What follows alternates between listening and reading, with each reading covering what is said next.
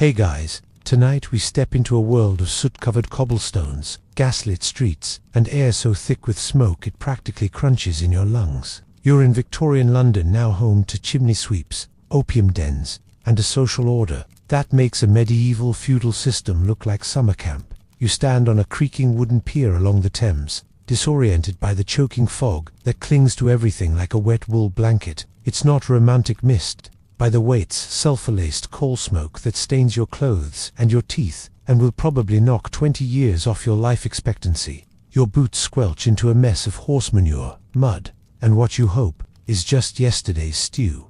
Already, you miss the 21st century. Too bad. You're here now. So before you get comfortable, take a moment to like the video and subscribe, but only if you genuinely enjoy what I do here. And while you're at it, drop a comment with your location and what time it is where you are. I love seeing where we're all tuning in from. Now, dim the lights, maybe turn on a fan for that soft background hum, and let's ease into tonight's journey together. You're a new arrival, one of the thousands who pour in from the countryside or across oceans each year, chasing hope and finding mostly soot. You hitch your belongings tighter, a single sack of threadbare clothes and a letter of recommendation that probably won't fool anyone. But it's not about the odds, it's about surviving the first day without being robbed, stabbed, or recruited into something that ends with the word gang. The first thing that hits you is the smell. It's not one smell, it's a bouquet of horrors. Rotting cabbages from the market stalls, the sweet, acrid stench of coal fires in every hearth, urine in the gutters, something dead under the boards. If air could be chewy, this is it. As you shuffle forward, the skyline, if you can call it that, comes into focus. Gabled rooftops, leaning chimneys, laundry lines that cross entire alleys like haunted bunting. Every building looks older than sin and twice as grumpy. Narrow lanes twist and intersect like the veins of a diseased lung, and good luck finding any sort of logic to the street layout. You follow the flow of people instead, because if you stop moving, someone might think you're a target. You pass a lamplighter. Yes, an actual human being lighting gas lamps with a long pole. Tunelessly as he works, oblivious to the beggar asleep beneath his ladder. That lamp will flicker all night, casting long shadows that seem to move even when the street is still. Historians still argue whether the London fog was more lethal than the city's infamous sewage system. Both, as you'll discover, work together in a sort of unholy symphony. Every inhale is a gamble. A man shouts from a soapbox in Hyde Park. Repent, he bellows. The world is ending. That's comforting. A child dashes past with no shoes and a face that suggests he hasn't smiled since Victoria was crowned. You quickly check your pockets. Still there for now. London is a magnet, but not for safety. It pulls in the desperate, the clever, the unlucky. You're all of the above. The average lifespan here is around 40, if you're lucky and don't inhale too deeply or get nicked by a butcher with unwashed hands. Oh, and typhus. Don't forget typhus. It's everywhere. To the west, the posh neighborhoods sit on slightly higher ground, literally and socially. You won't be going there. Not yet. Your future is in the East End. Packed tenements, grimy factories, and alleyways that echo at night with too many footsteps and too few explanations. As you walk, your stomach grumbles. You see a street vendor selling eels from a bubbling pot. Hot jellied eels. Get 'em fresh, he croaks, stabbing a ladle into the murk. You keep moving. You're hungry, not suicidal. Fun fact, jellied eels were actually a working class staple, partly because they were cheap, and partly because the Thames was full of them. Yes, that Thames, the one currently bubbling with something green and suspicious. A steam whistle shrieks in the distance, marking the hour, or perhaps the beginning of another accident at a textile mill. It's hard to tell. You check your surroundings and try not to look too lost. That's the first rule of Victorian London. Never let them see you hesitate. It's like blood in the water. A policeman called a bobby strides past in a stovepipe, hat truncheon swinging casually. You nod. He ignores you. That's good. You don't want his attention unless you're missing something important, like a kidney. You cross a bridge, London Bridge, rebuilt in granite and still sagging like a weary spine. Below, the river moves slow and thick, like it's exhausted from centuries of absorbing the city's filth. Some nights, bodies float by. No one asks questions. You overhear a passing conversation between two porters. They say another one turned up in Whitechapel. Aye, but they never catch him, do they? You don't ask. You don't want to know. Eventually, you reach the outskirts of the slums. Your lodging awaits, sort of. It's more of a space between things, a room carved out of a former coal cellar. The landlord meets you at the door. He's wearing one boot and a sneer. No pets, no noise, no dying inside. You pay weekly up front. He snatches the coins from your hand and waves you down a narrow stairwell that smells like despair and wet socks. You duck to avoid hitting your head on the lintel. The ceiling is low, the floor is damp, and the walls are sweating. A candle stub flickers on a barrel. Welcome home. You collapse onto a pile of burlap sacks, masquerading as a bed. Something skitters nearby, but you're too tired to care. The city will try to kill you again tomorrow. Tonight, it just wants you to think about it while you sleep. You wake to the sound of coughing deep, rattling, bronchial hacking that echoes through the walls, like the house itself is trying to clear its lungs.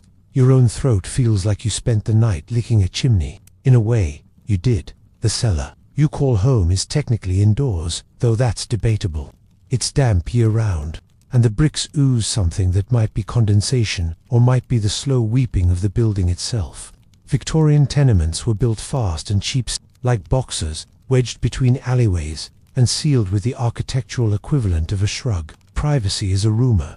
Comfort is a myth. Warmth is an act of God. You sit up and immediately bump your head on a slanted timber beam. Second bruise of the week. You're on a roll. Your breath clouds in the air. There's no fireplace in this room. Of course, why would there be? The building's shared hearth is on the ground floor, and your subterranean cave gets none of it. Tenements in East London are built to house dozens, sometimes hundreds of people. Entire families cram into one room. You, lucky soul, are renting a quarter room, basically a glorified crawl space. You share the floor with a widow who sleeps during the day and works the night shift gutting fish, and a man known only as Gibby, who may or may not be alive. You're not brave enough to check. As you stand and stretch, your foot lands in something mushy. You don't look down. That's another rule. Don't investigate the mush. Historians still argue whether Victorian landlords were the most ruthless capitalists or simply misunderstood proto-minimalists. Either way, the tenement owner, let's call him Mr. Thickwhistles, making a small fortune off your misery. He rents space by the inch. Want a room with a window? That's extra.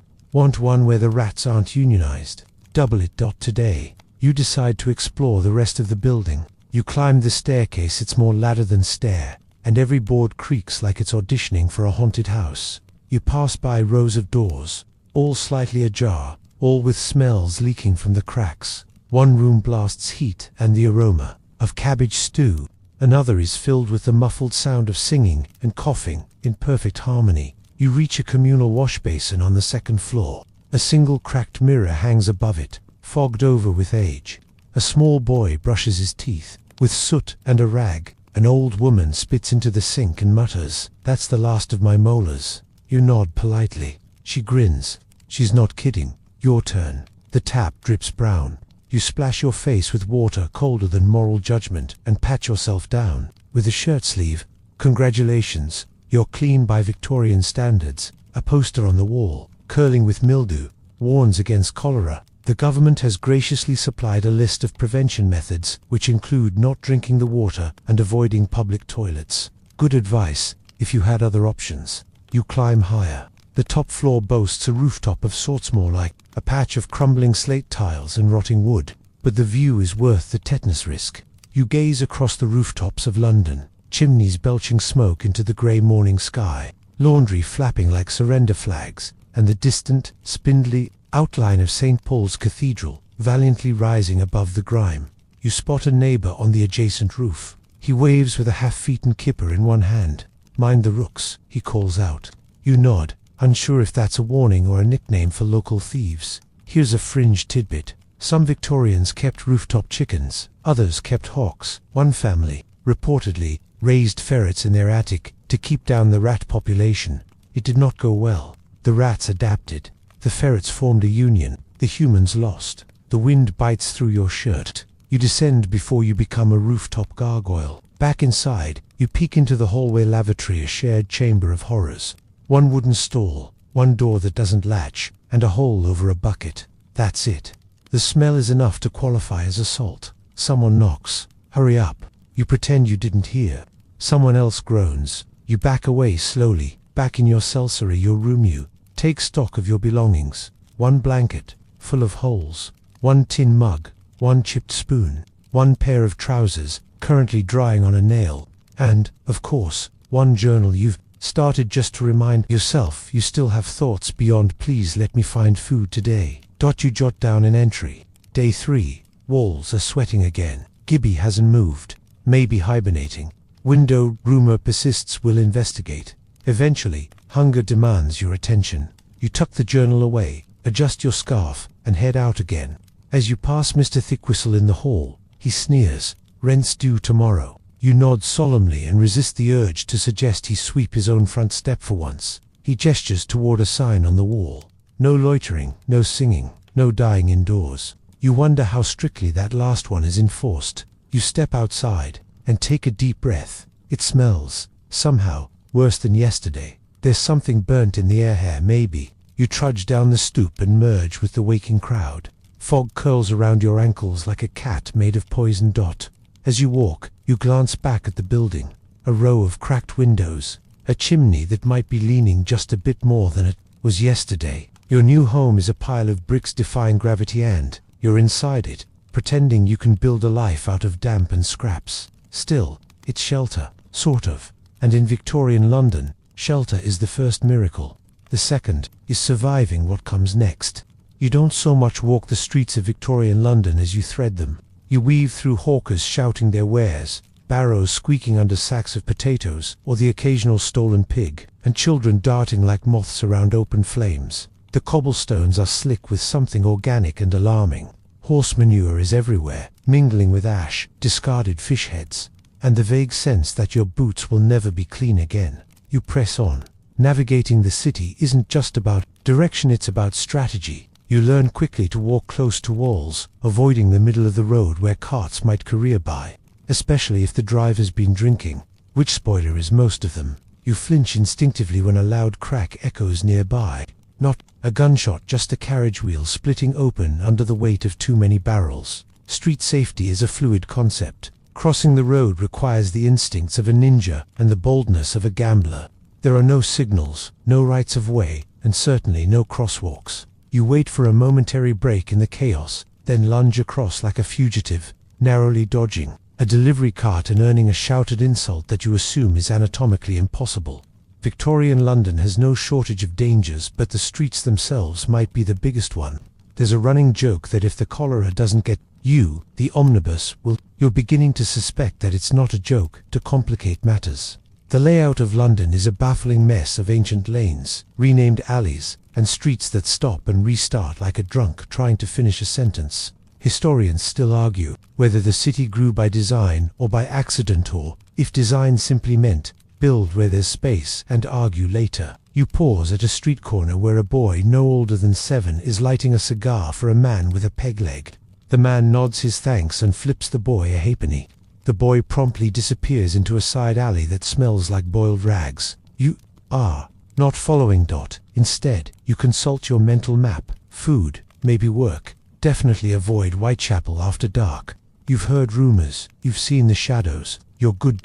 It's easy to get lost, and once you do, you're no longer a person, you're prey. A well-dressed man bumps into you hard, mutters an apology, and disappears. You check your pocket. Gone.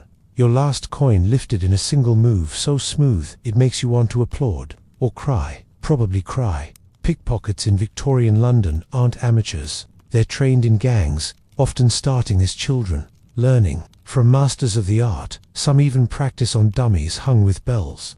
Lose your focus for a second, and they'll clean you out before you even feel the touch. You clench your jaw and tuck what little remains into your boot. It's not elegant, but no one's getting under your trousers today. Near Covent Garden, you stumble into a different kind of crowdbuskers, performers, street magicians. A woman plays a haunting violin while her dog dances in a bonnet. A man eats fire and grins through blackened teeth. You catch the eye of a mime and immediately regret it. He follows you for 3 blocks in total silence. Eventually, you reach a public square. There's a crowd gathering, thick and humming with anticipation. A platform has been erected. You edge closer. A preacher, a politician. No, something far more visceral. A fistfight.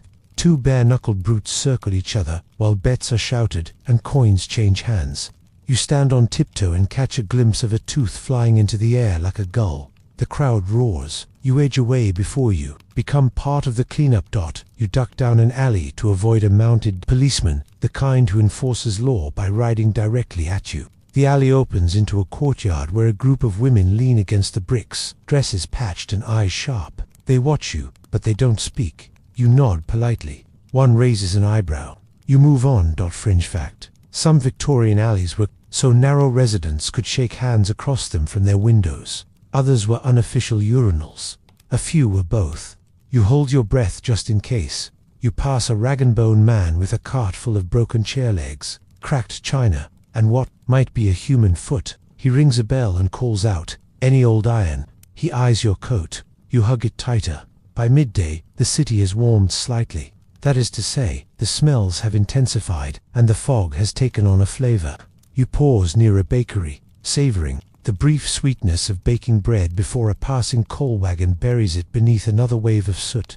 You buy a meat pie from a street vendor, mostly because you can't feel your fingers, and hot food is hot food. It's questionably warm and definitely suspicious. Is that beef? Is it cat? Don't think too hard. The pastry is dense, the flavor oddly sweet. You eat it anyway, chewing with grim determination and a small prayer. Another rule: don't ask what's in the pie. Suddenly, shouts erupt nearby. You turn just in time to see a thief dashing from a shop, a bolt of cloth under one arm. Behind him, a shopkeeper gives chase with a broom. The thief sprints past you collides with a lamppost. He cripples. The crowd descends, and just like that, the cloth vanishes. You fade into the backdrop. You're not getting involved. You're learning. Eventually, you find yourself back near your tenement. The sun is dipping. You're not eager to be out after dark. Night in Victorian London belongs to a different set of creatures, most of them walking on two legs. But before you slip inside, you make one last pass through the street. You scan faces. You note exits. You don't stop moving, because the city tests you every day. It pokes and prods and steals your breath, but you're still here, still walking. And in London, that's the same as winning. Your stomach grumbles. Not the polite little ahem of modern hunger, but the hollow snarl of something feral. You've walked for hours. You've inhaled half the city's soot. Now it's time for the most elusive prize of all in Victorian London. A meal that won't kill you or steal your dignity. You duck into a side lane near Petticoat Lane Market, where the air is thick with spices, shouting, and steam rising from dubious cooking pots. Stalls crowd the edges like gossiping neighbors. A man hollers, 3 for a penny, trotters fresh as morning dew. You glance at his tray. Those trotters are neither fresh nor dewy. Breakfast, in your case, is whatever's cheapest and least likely to escape. You spot a stand selling toast well, bread warmed slightly over coals, a hard crust, dry center, and no butter in sight. Still, for a halfpenny it's edible, especially if you squint. A few stalls down, a woman sells tea off. It's a weak brew that's been steeped 3 or 4 times already. You get a cup with mysterious leaves floating in it and the distinct taste of tin. You sip it slowly, pretending it's soothing, as your teeth rattle slightly from the cold. Victorian, working-class breakfasts are simple by necessity. Bread, tea, maybe porridge if you're lucky. Eggs are rare. Meat is a luxury. One fringe recipe includes milk toast, which sounds fancy but is just stale bread dunked in watered-down milk. You once tried a version made with meat drippings instead. You still have nightmares. A couple nearby feast like kings, 2 boiled potatoes and a pickled onion between them. They laugh loudly, and one offers you a bite. You accept. The onion is intense, possibly sentient, but it's the best thing you've eaten in days. Your eyes water in gratitude. You find a spot to sit on a wooden crate beside a butcher's shop. A boy walks past gnawing what looks like a whole cucumber. Raw, another crunches. An apple so shriveled it's practically a raisin with ambitions. Nearby, a street urchin licks grease off a newspaper that once held fried fish.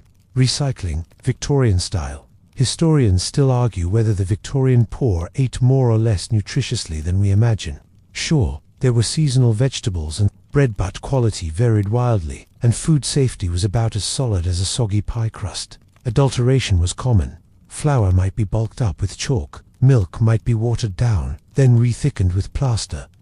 Even sugar, a rare treat, was sometimes cut with sand to make it stretch. Crunchy tea. Anyone. You step into a pie shop for shelter from a sudden drizzle, of course. It's raining. London doesn't do dry. The shop smells like spices, meat, and hot pastry. Heaven. You glance at the chalkboard. Steak and kidney pie 4D, mutton pie 3D, eel pie 2D, mystery pie 1/2D. You go for the mutton. You hope it's mutton. The server, flour dusted, unimpressed, plops the steaming pie onto a tin plate and slides it across the counter. It's hot, flaky, and intensely peppered. That's probably to disguise the meats. True identity. No matter. It's warm. It's filling. You feel like royalty. You sit on a bench against the wall. An old man beside you chews slowly, his eyes glassy. He's been eating the same bite for several minutes. Best pigeon pie in town, he whispers. You nod. You don't ask questions. You've learned. Victorian city dwellers relied heavily on street food. It was cheap, fast, and didn't require a kitchen, which most tenements lacked. You could live off street fare if your constitution was sturdy and your expectations low. And sometimes it was surprisingly good. Other times it was a cautionary tale. You finish your pie and drain your tea. A thick, metallic sludge waits at the bottom. You tip the cup out discreetly. On the way out, you pass a man selling cockles and winkles from a bucket. He waves a shellfish at you. You pretend to be very busy. By mid-morning the market is in full swing. A woman tosses you a heel of bread from her cart with a wink. You don't ask why. You nod, say thanks, and pocket it. That might be lunch. That might be charity. That might be a trap. All three are valid in London. Food hygiene isn't a concept that's caught on yet. Rats are common, so are flies. You once saw a sausage vendor chase a dog off his cart, then calmly replace the sausages, without blinking. It's not that people don't commit, it's that they can't afford to. You pause to watch a vendor stack towers of pickled eggs in glass jars. The liquid inside is cloudy. The eggs stare back. You move on. Another stall offers penny ices frozen, treats in the summer, made from dubious water and cheaper flavorings. One popular flavor. You'd be tempted. If your lips weren't already numb from this morning's tea. You pass by a cart labeled Tripe Special. A boy pokes the product with a stick. Still moving, he murmurs. You keep walking. Suddenly you hear a shout. Behind you, a scuffle. You turn to see a man grab a meat pie from a window and bolt. The shopkeeper screams. A constable gives chase, blowing his whistle. In the chaos, someone slips a hand into your coat. You spin, nothing there. No one looking. Your way. But you check your pockets again. Gone. Your loaf heel. Amazing. You've been pickpocketed for bread. You can't even be mad. As the drizzle picks up, you duck beneath a cloth awning and stare out at the pulsing crowd. Carts, cries, smoke, grease, boots, skirts, hats, puddles, a symphony of need. And somewhere in it all, you, still standing, still hungry, but still alive. You exhale and wipe your hands on your coat. It's stained, but so is everyone else's. In this city, meals are transactions. Not just of coin, but of timing, of placement, of sheer gut instinct. Eat quickly. Don't linger. Don't trust a pie with no steam. And if someone offers you a special run, the rain softens to mist. You pull up your collar, step back into the crowd, and set your sights on the next priority, work, or something like it. You've fed your body. Barely. Now it's time to feed your chances. You don't get to be picky. Not in Victorian London. Jobs aren't applied for, they're grabbed, clawed at, stumbled into, and sometimes outright stolen. You don't find work, you survive it. Your boots squish with each step still soaked from the morning's drizzle and several puddles of unknown origin. Your stomach, though temporarily satisfied with yesterday's questionable pie, now churns nervously. It knows what's coming. Because today, you hunt for employment. You start near the docks. Work is always in flux there. Unloading ships, hauling crates, sweeping debris, maybe avoiding something illegal, being loaded onto a barge marked furniture. Totally normal. But as you approach, you see a mob of men already gathered, shouting, jostling. A foreman yells something indecipherable. Then, just as quickly, slams the clipboard shut. No more spots. He barks. You didn't even make it to the front. You sigh. Shuffle away. One man offers you a grimy pamphlet. Join the Navy. You hand it back like it's cursed. A woman in rags points toward the market with a nod. Try the fishmonger. He needs a gut boy. You nod your thanks and trudge over, but pause mid-step as the door swings open and a red-faced lad stumbles out, covered from neck to boots in what you can only assume is fish innards. "I quit." He screams and disappears down an alley. You turn round before the fishmonger can even notice you. Work in Victorian London is a game of roulette with more stink and fewer rules. You hear rumours of people earning good wages: chimney sweeps, match sellers, coal runners. They leave out the part about the lung damage, chemical burns, and spontaneous combustion. Minor details. A group of children passed you, shouting "Ragbone man's hiring." You tail them from a safe distance. The rag trade is simple. Collect discarded cloth, bones, and scrap metal, sell them to dealers. It's honest work. If you enjoy tetanus and the scent of despair, the ragbone man examines you like a grocer eyeing a bruised apple. You strong. You flex what little bicep you have. He nods. Show up tomorrow. Sunrise. Don't be late. And no questions if you find anything unusual. Fringe fact. The rag trade was not just for castoffs. Bones collected were often sold to soap makers or ground into fertilizer. One man's dinner, another man's industrial input. You agree and walk away with a mix of dread and relief. A job is a job, even one that might involve handling a femur. Later, in the factory district, you poke your head into a textile mill. Deafening machines clatter inside, powered by steam and fueled by misery. The foreman eyes you. You small enough to crawl under looms. You blink. "Sorry. To fetch dropped threads," he says. "Quick hands, quick legs, no whining." You hear the machines roar. You think of mangled fingers, of slipping beneath Castian teeth. You shake your head and back out slowly.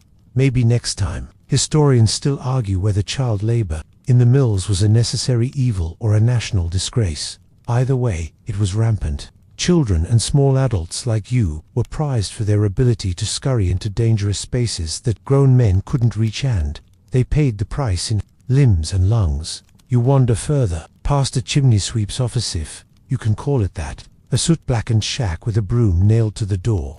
A boy sits outside coughing like a dying accordion. Pays good. He wheezes if you don't get stuck. "No thanks," you mutter. "Suit yourself." He rasps. "But you'd look good in soot." You spot a sign nailed to a post. "Wanted street crosses. 2 pence a day. Bring own broom." You blink at it. Street crosser sweepers who clean crossings for rich folks too posh to step in muck. You could do that. You don't have a broom, but your coat might suffice. You stand at a busy corner, nodding politely to ladies in bonnets and gentlemen with walking sticks. "Clean crossing, sir," you chirp. One man glares. Another tosses you a farthing. Not enough. But then, a carriage slows. A woman in velvet leans out, nostrils flaring at the filth. You quickly drag your coat sleeve across the mud. She tiptoes over and drops a penny at your feet. Victory. You're not proud, but you're eating tonight. Another street occupation catches your eye. Match seller. You meet a girl no older than 10 with fingers stained red from phosphorus. "How many you sell?" you ask.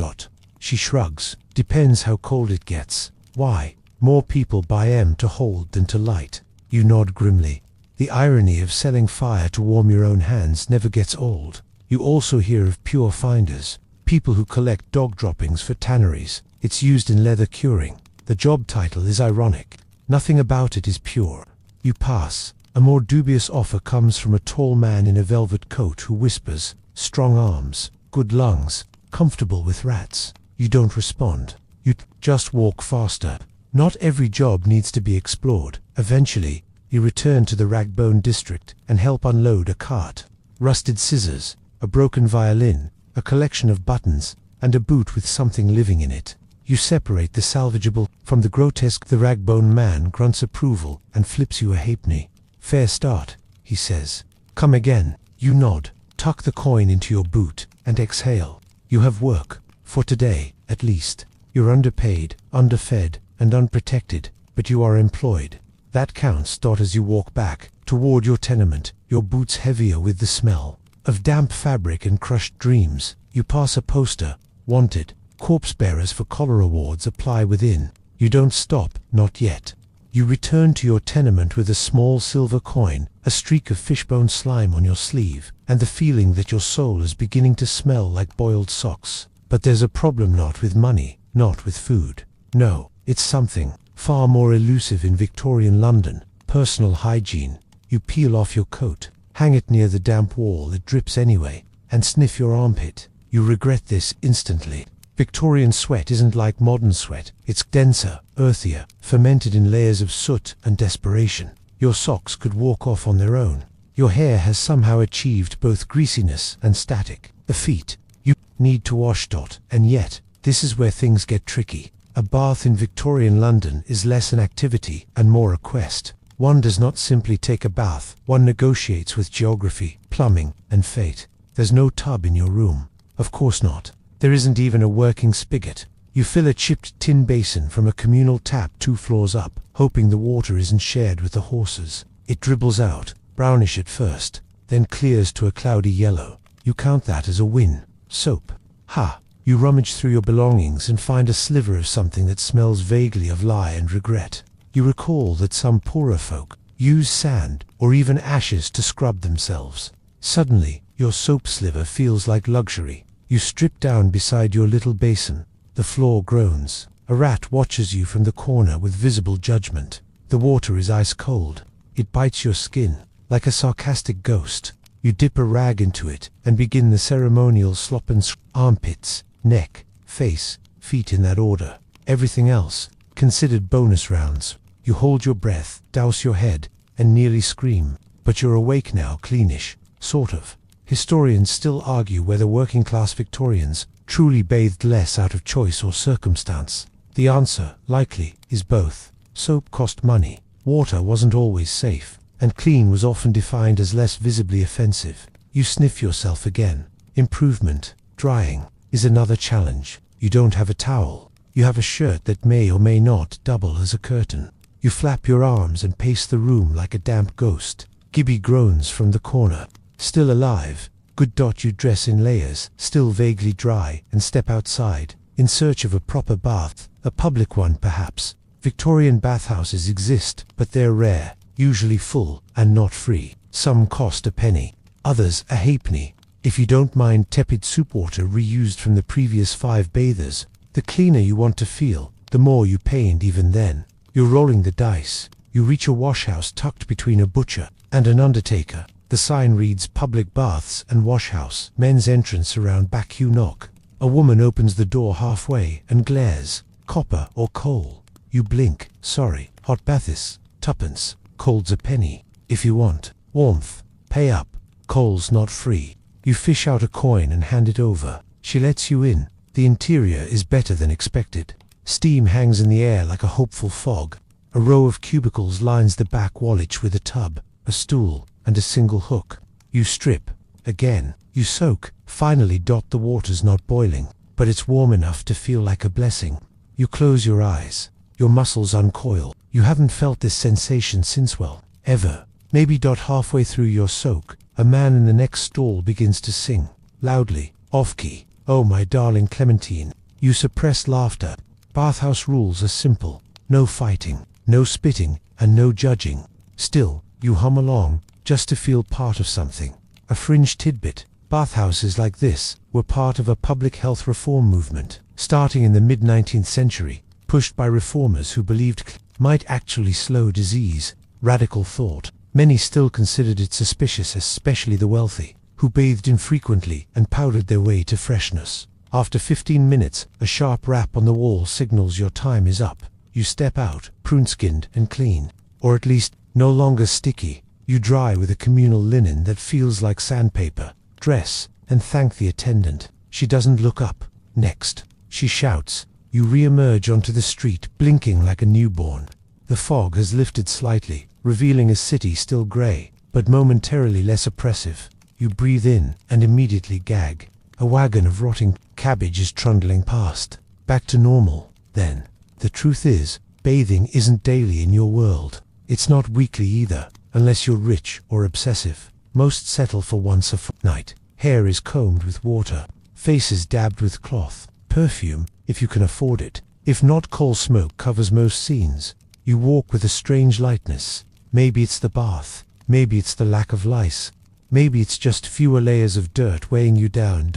As you pass a group of boys playing stickball in the alley, one wrinkles his nose. Oi, who's smelling fancy then? You grin. That's you. That's clean you. Back in your tenement, you find Gibby upright for the first time in days. You bathed, he says, as if it's a personal attack. You nod. He squints. You look less haunted. It's the nicest thing anyone's said to you in weeks. You lie back on your burlap pile and stretch. Your skin tingles. Your mind is quieter. And though the city still wheezes and groans outside your window, for now, it feels bearable. You survived another day. You're cleaner than you were. You didn't pay with blood. That's enough. Until tomorrow, when it all begins again. You wake to shouting again. This time it's from the stairwell, Mrs. Frobisher from the floor above, berating someone for stealing my toast and my dignity in the same breath.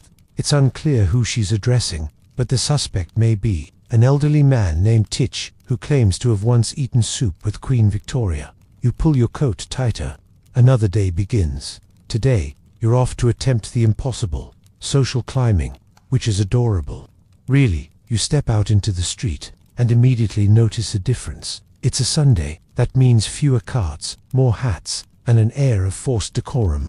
Everyone's playing their part in the grand Victorian illusion, manners over misery, propriety over plague. Your goal, mingle with polite society, blend in, nod properly, maybe even shake a clean hand or two. Of course, you'll need to look the part. That means grooming, which, in your case, involves brushing your hair with your fingers and rearranging your scarf to cover the grease stain. Perfect. You head toward Kensington, a neighborhood so pristine it might arrest you for having muddy boots. The streets here are wide, the houses are mansions, and even the birds sound wealthier. You try not to gawk. A man passes in a top hat that could double as a storage silo. His coat gleams. His shoes reflect the sun. He sniffs as you walk by. You're not even smelly anymore, but your collar, your pace, your aura all scream, not from here. Victorian society runs on unspoken rules and many spoken ones. The etiquette books are longer than some Bibles. There's a fork for fish, a bow for acquaintances, and 1,000 subtle ways to offend someone just by existing incorrectly. Historians still argue whether Victorian manners were truly about morality or just another class filter dressed up as decorum. Either way, you're playing catch-up. At a park entrance, you spot a public notice. Dogs welcome, muddy children not. You take that personally. You step into Hyde Park, hoping to observe the upper crust at play. A woman strolls with her poodle, dressed in matching outfits. A man reads aloud to his wife from the Times, though you notice she's mostly watching squirrels. 2 girls giggle behind parasols, eyeing a passing officer with epaulettes and an unfortunate mustache. You sit on a bench, pretending to sketch. Your page contains exactly 1 pigeon. You call it studying form. Eventually, a gentleman sits beside you. His coat smells of bergamot and self-importance. Fine weather, he says. You nod. Rare. He pauses. You've answered wrong. The script was indeed, sir. Your failure echoes between the rose bushes. He clears his throat and stands. Good day. Gone. You sigh and return to your pigeon. Its wing is anatomically impossible. Appropriate. You decide to try the shops. Bond Street is lined with carriages, parasols, and displays you'd need a month's wage just to look at properly. Tailors, jewelers, glovemakers.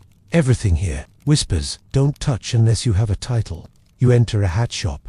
The assistant gives you a look like you're made of mildew. May I help you? She asks, voice as crisp as a starched cravat. Just browsing. You reply, hands firmly in pockets. She watches you like you might steal a feather boa. The hats are glorious. Feathered, beaded, towering. One looks like it has a small taxidermy owl in it. You leave before your presence causes the wallpaper to wilt. You try to learn the lingo next. In a nearby cafe, you loiter outside. No one asks you in. You hear snippets. He's gone to Brighton for the season. She's terribly fond of embroidery and mild scandal. If one more Irish child tries to sell me matches, you walk away before your accent gives you away. You're fluent in grime, not gossip. On your way home, you pass a church. A Sunday crowd gathers bonnets, starch, and stares. A girl trips and lands in the gutter. A boy helps her up. Gasps all around. No chaperone, no propriety. Possibly love, probably disgrace. That's the real lesson. In Victorian London, reputation isn't earned, it's constructed, maintained, policed. One wrong letter, glance, or footstep can ruin you, especially if you're a woman, especially if you're not rich. You pass a posting on a gate. Etiquette classes for the aspiring servant, £1 per week. Clean hands required. You stare at your fingers. Maybe next time. Fringe fact: some Victorian etiquette rules were spectacularly specific. For instance, a gentleman must never offer a lady his hand unless she begins to fall.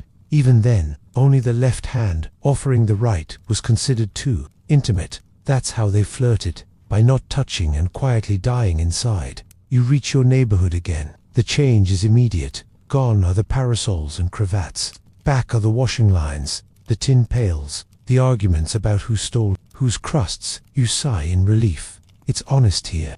Filthy, yes, but honest. Mrs. Frobisher eyes you from her stoop, trying to join the toffs. Are ya? You nod. She cackles. You'll need a hat bigger than your ego, love. She's right. And yet, part of you is proud. You tried. You may not have risen up today, but you stood straight. You walked among them, and you didn't bound once, in a city of unspoken lines. Sometimes crossing one oven briefly is its own kind of victory. You smell it before you see it. A cloying, heavy perfume of rotting flowers, cheap incense, and something far less poetic, formaldehyde, maybe, or mold, maybe both. You round a corner into East End's mortuary row, and suddenly it hits you. Death is not hidden in Victorian London. It's packaged, paraded, and if you can afford it, styled. You're here to investigate what Londoners call the death market, not a metaphor. Unfortunately, in a city where life is cheap and ends quickly, death becomes an industry. And like everything else in this place, it's got a price tag. Your first stop is an undertaker's shop wedged between a pawn shop and a pie stall. A black curtained window displays small hand-lettered cards, child coffins, polished oak, 3 shillings waking service, 1 penny per hour wreaths, fresh this morning. Inside, the air is still, too still. The clerk, a pale man with ink-stained fingers, nods politely. Looking for something specific? He asks, as though you've come for a waistcoat. Just browsing, you mutter. Always safe. He gestures toward a row of miniaturized coffins, infant models. Most popular this week, diphtheria, mostly. Occasionally the river. You nod, then wish you hadn't. Historians still argue whether Victorian obsession with death was born of genuine mourning or middle-class competition. The rituals were elaborate: black clothing, black jewelry, mourning stationery, hair lockets. Even the Queen wore black for 40 years after Albert died.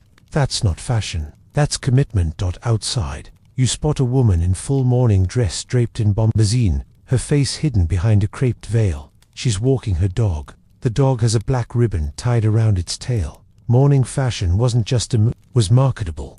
There were entire magazines devoted to grieving in good taste. The deeper your loss, the more extravagant your hemline. You turn down a side street and almost stumble over a vendor pushing a cart of something. Teeth, he cries, all genuine, ivory or peasant. You blink. The cart is full of dentures, some cracked, others gleaming with suspicious freshness.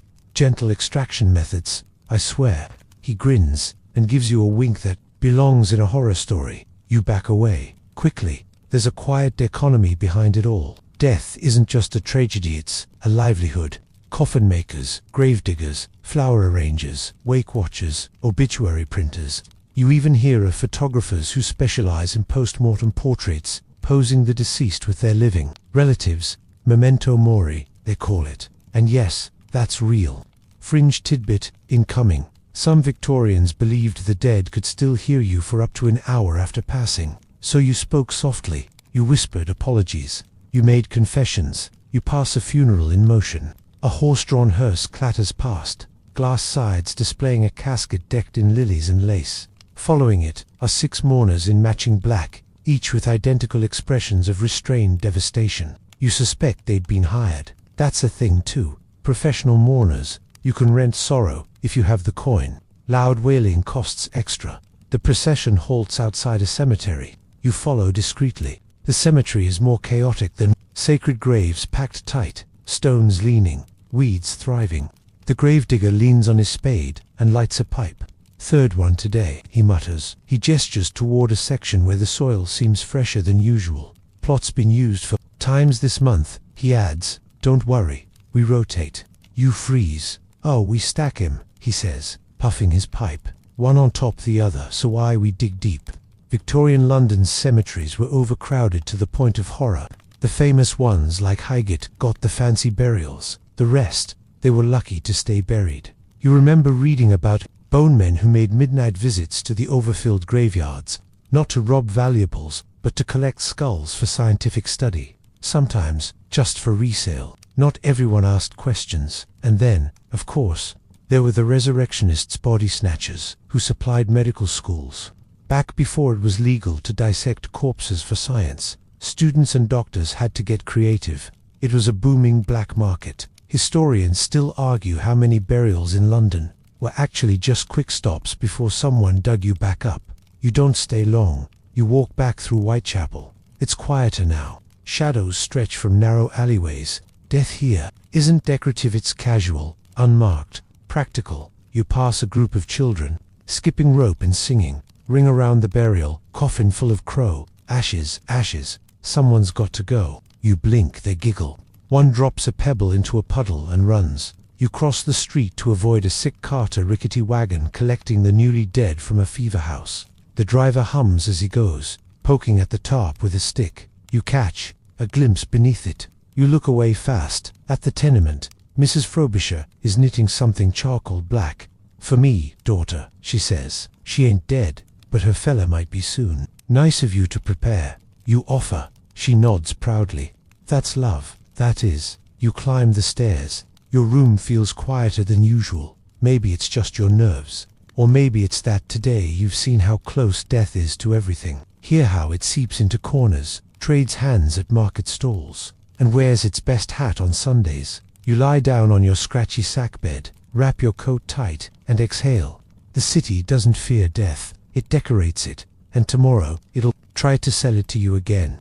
You wake up sweating, not from warmth. Your room couldn't steam a cup of tea if it tried, but from a dream in which your lungs were filling with something thick, something warm, something familiar. You sit up and realize it wasn't a dream at all. The air feels heavy, syrupy with damp and smoke. You can't smell anything specific, just that sour mix of mildew, coal, and the faint reek of someone else's breakfast soup drifting through the walls. You rub your chest. It aches faintly. So do your joints.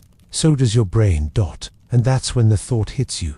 Don't get sick. That's not just advice. It's a survival strategy. Because in Victorian London, getting ill isn't just an invitation to ruin. You climb the narrow stairs to the shared tap. The water today is brown. You rinse your face anyway. The woman ahead of you coughs into her shawl. The sound is deep, wet, persistent. Her eyes are rimmed red, and she wobbles slightly. You instinctively lean back. You whisper, "You all right?" She grins. For teeth, total. Oh, just the catarrh, love. Or maybe the consumption. You back up to more steps. Consumption - what they called tuberculosis is everywhere. It sounds elegant, poetic even, when the Victorians write about it. But make no mistake, it's a slow-motion lung collapse. Bloody handkerchiefs are a fashion accessory. Here, some people even think the disease makes you more beautiful as it drains the life out of you. You descend again, trying not to breathe too deeply. On the street, a boy with a red-nose hawk's lung tonic from a tray around his neck. You read the label: cures, coughs, vapors, nerves, and marital disappointment. You pass. Pharmacies in this city are more like hope dispensaries. Shelves lined with bottles in glowing greens and ominous browns. Opium, arsenic, alcohol, and chalk are sold with equal enthusiasm. Nothing's regulated. Everything's a gamble. Fringe tidbit: laudanum, a mixture of opium and alcohol, is handed out like breath mints.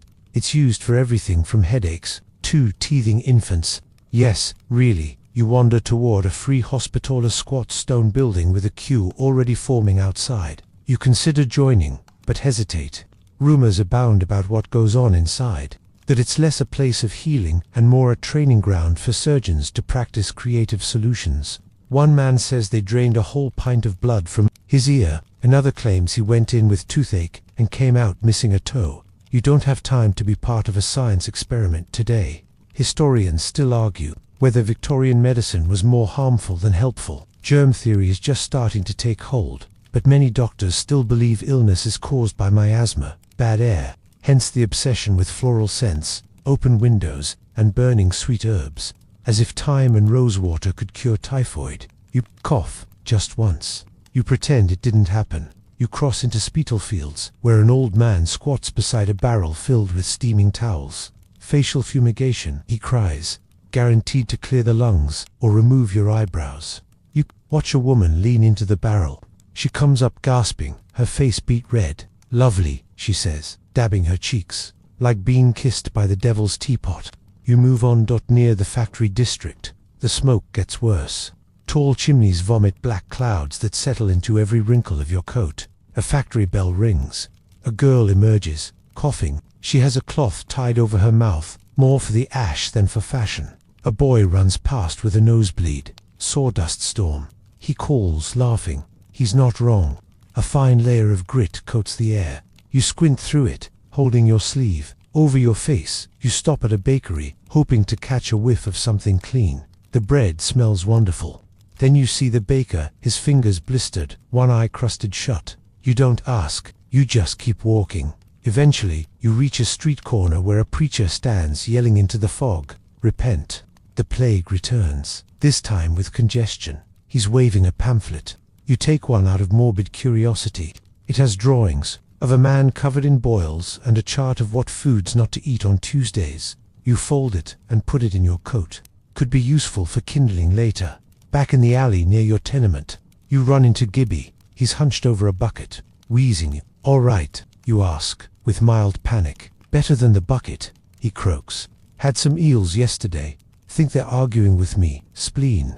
You nod and slowly step away. Sickness isn't something people avoid. Here it's something they carry like a coat. Coughs are background noise. Fevers are shrugged off. A doctor's visit costs money and hope. So people wrap up in scarves, sip vinegar, say prayers, and keep working. And when someone dies, the landlord posts a room available sign before the body's even cold. You return to your room, light a small stub of candle, and sit quietly. You check your breathing. Shallow but steady. You touch your forehead. Cool, probably. You blow your nose and study the handkerchief like a fortune teller. Clear, that's a win. You lie down and wrap your coat around your shoulders. It smells like smoke, and soap, and faintly of the baker's window. The city still wheezes outside. Carts rattle. Footsteps echo. Somewhere someone is throwing up behind a pub. You close your eyes and whisper to no one in particular. Not today. Not today. Sickness. Not today. Surgeons. Not today. Dubious lung tonic. You've made it through another day without a fever, a cut, or a doctor's curiosity in Victorian London. That's a full-body miracle. It begins with a scream. You're passing the courthouse on Old Bailey when a crowd forms fast, so fast. It feels choreographed. There's a whisper through the air, the way birds startle before a storm. You push forward through the wall of bodies, just as the door slams open and two constables drag a man out in shackles. He's shouting something about innocence. No one cares.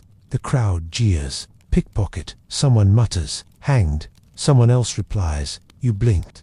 That escalated. Justice in Victorian London is dramatic. The rules exist, sure, but they bend, break, and bludgeon depending on your status, your connections, or the look on your face when you got caught. It's less about law and more about theatre. And today, the curtain is rising. The constables haul the man toward a prison cart. The onlookers cheer. A small child waves a handkerchief like it's a parade. Historians still argue whether Victorian justice was harsher or simply more visible. The punishments were public, and the fear was the point. You were meant to watch someone dangle and think, "Well, I'll definitely pay for that bread next time." You move on, following the crowd down toward the yard behind Newgate. There's a wooden scaffold already in place. A man in a top hat checks the rope. He's the hangman. He's whistling. Executions used to be public, with thousands watching, cheering, picnicking, sometimes pickpocketing during the hangings. It was the best show in town. But by now, 1868, public hangings have been abolished. Mostly. Now they're just semi-private, which means you only need to know a guy to sneak in. You watch from outside the iron gates. The execution is over in seconds. The crowd is disappointed. Someone shrugs and mutters, "Well, that's tea ruined." You slip away, heart pounding. That man, whoever he was, is now a moral lesson in someone's parlor, and perhaps a warning in yours. But not all crime ends in rope. Sometimes it ends in bruises, or in exile, or just a sly wink from a judge if you happen to own land. You pass a woman selling penny broadsheets, cheap newsprint soaked in sensationalism. The headline reads, "Boy of 6 tried for THEF, claimed to be hungry." You shake your head. That boy probably stole an apple, maybe a button, maybe hope. You take the paper anyway. Not all crime is punished equally. If you're rich, your scandal becomes a headline in the Times. If you're poor, it becomes your new criminal record. Case in point, you witness a man in a silk waistcoat stagger out of a pub and punch a constable in the chest. Nothing happens. The constable gently says, "On your way, sir." Moments later, a barefoot boy snatches a biscuit from a shop window. 2 officers are on him in seconds. Thief. He's crying. He's maybe 7. You turn away. There's a phrase among the working class: don't get caught doing what you can't afford to pay for. You duck into a nearby alley, trying to gather your thoughts. It's quiet here, damp, and smells of sour ale and old newspapers. A figure emerges from the shadows, a girl with wide eyes and the stance of someone who trusts no one, not even herself. "You lost?" she asks. "No." She nods like that's the right answer. "Keep moving," she adds. "It's when you stand still the trouble finds you." You take that advice seriously. In the next street, you pass a small station house. Inside, you glimpse the drunk tank rows of iron bars, behind which several men are slumped over, snoring or singing. One shouts, "I only kissed the horse." That ain't illegal. A constable looks tired, not angry tired, like London itself has rubbed his patience down to a nub. You meet his gaze for half a second too long. He gestures lazily. "Keep walking." You do. Fringe fact: the bobbies of London, named after Sir Robert Peel, don't carry firearms. Just truncheon, and a sense of moral superiority so large it requires its own hat. Not all law enforcement is noble. You hear whispers about backroom deals, about inspectors who look the other way for the right price. There's even a tale of a judge who sentenced a man to hang, then bought his furniture the next day at the estate auction. Crime is currency here. Everything has a value, even your silence. You remember Gibby once said, "If you see a fight, look down. If you hear a scream, look away. If you see a man in velvet with blood on his shoes, don't remember his face." You thought he was joking. You're not so sure anymore. You end your day on a low stone wall, watching a street preacher declare that God's justice is above man's. A boy throws a cabbage at him. It misses barely. A woman passes you with a black eye and a bundle of roses. Her expression is unreadable. You sigh. You're not a criminal. But here, that might be the worst thing, to be vulnerable. At least the criminals know the rules. At least the law sees them. Or you're just another shadow, trying not to be noticed. And in this city, that might be the wisest crime of all. You're tired. Not the kind of tired an app can fix, the kind of tired that settles behind your eyes and waits. You want a break, something joyful, or at least distracting. So you go looking for entertainment. Not the polite kind, no powdered wigs and polite clapping. You want the real stuff. The kind you can afford. The kind that smells a little burnt and might involve a man swallowing live frogs. Welcome to Victorian London's version of fun. Your first stop is a penny gaffer, tiny makeshift theatre squeezed between 2 warehouses. The sign out front reads, "Tonight only. Tragedy, comedy, screaming." A doorman in a moth-eaten waistcoat takes your coin and waves you inside. It's hot, noisy, and somehow still damp. Wooden benches creak. Kids sit cross-legged on the floor. A woman in the back sells roasted chestnuts that smell more like charcoal and regret. The show begins. A man in a paper-matched devil mask leaps on stage. He juggles 3 knives and a ham bone. A girl shrieks with laughter. Then comes a short play about a miserly landlord who gets haunted by a ghost that looks suspiciously like a mop. The audience boos. A potato is thrown. This is theatre. Mainstream historians don't spend much time on penny gaffes, but fringe researchers love them. These were the pulse of working-class London, where stories lived, where jokes spread, where kids got their first taste of drama. In some cases, the actors were kids. You once saw a 7-year-old playing Macbeth. He stabbed the wrong guy.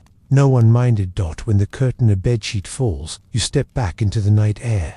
Your ears ring. Your face hurts from smiling. But you want more. You follow the glow of gas lamps to a music holostep up from the gaff, though not by much. A doorman eyes your coat. You offer your last coin and a confident nod. He lets you in. Inside, smoke curls in the air. The crowd is rowdy, alive, already laughing. A woman on stage sings a bawdy song about chimney sweeps. The chorus is catchy. You hum along. A man beside you lifts his mug and shouts, "She's better than my wife, and cleaner too." General laughter. Music halls offer a smorgasbord of act songs, skits, acrobats, monologues. Some are brilliant, some fall flat. One man performs impressions of famous politicians using only his elbows. It makes no sense. You love it. Historians still argue whether music halls were a threat to moral fiber or the backbone of London joy.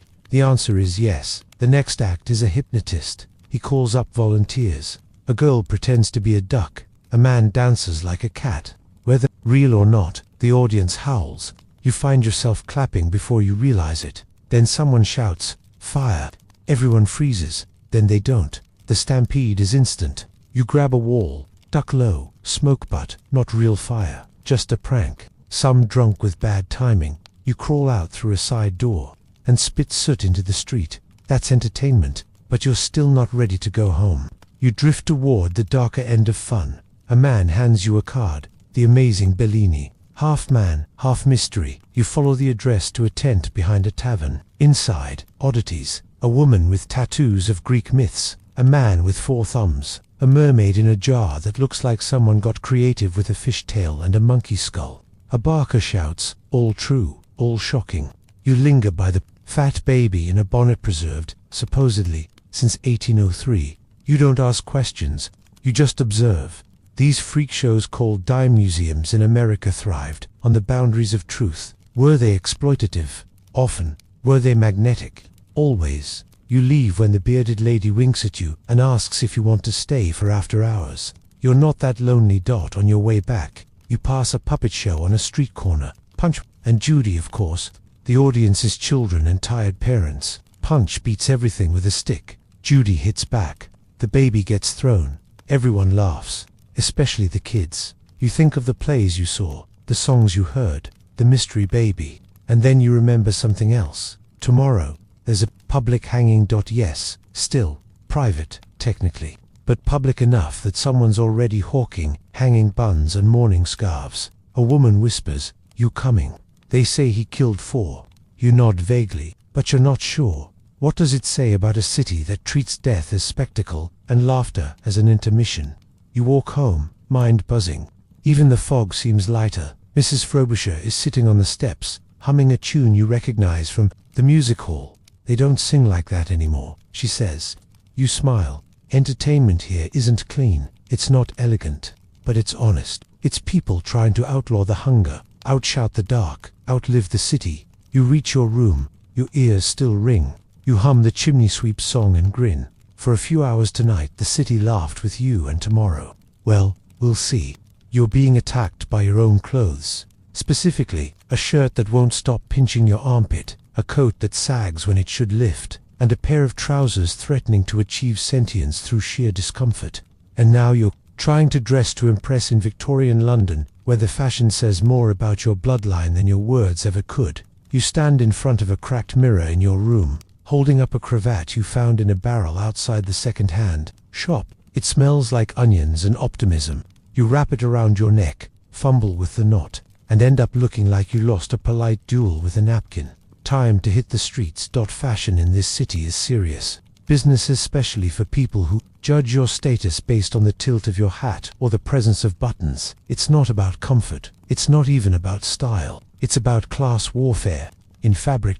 You pass a gentleman on the street in a waistcoat so tightly tailored, you wonder how he breathes. He nods at you. You nod back and immediately regret each wrong angle, wrong timing. He sneers. Top hats dominate the skyline like stovepipe towers. The taller the hat, the higher your rank. Which is funny, because the real aristocrats barely move their necks.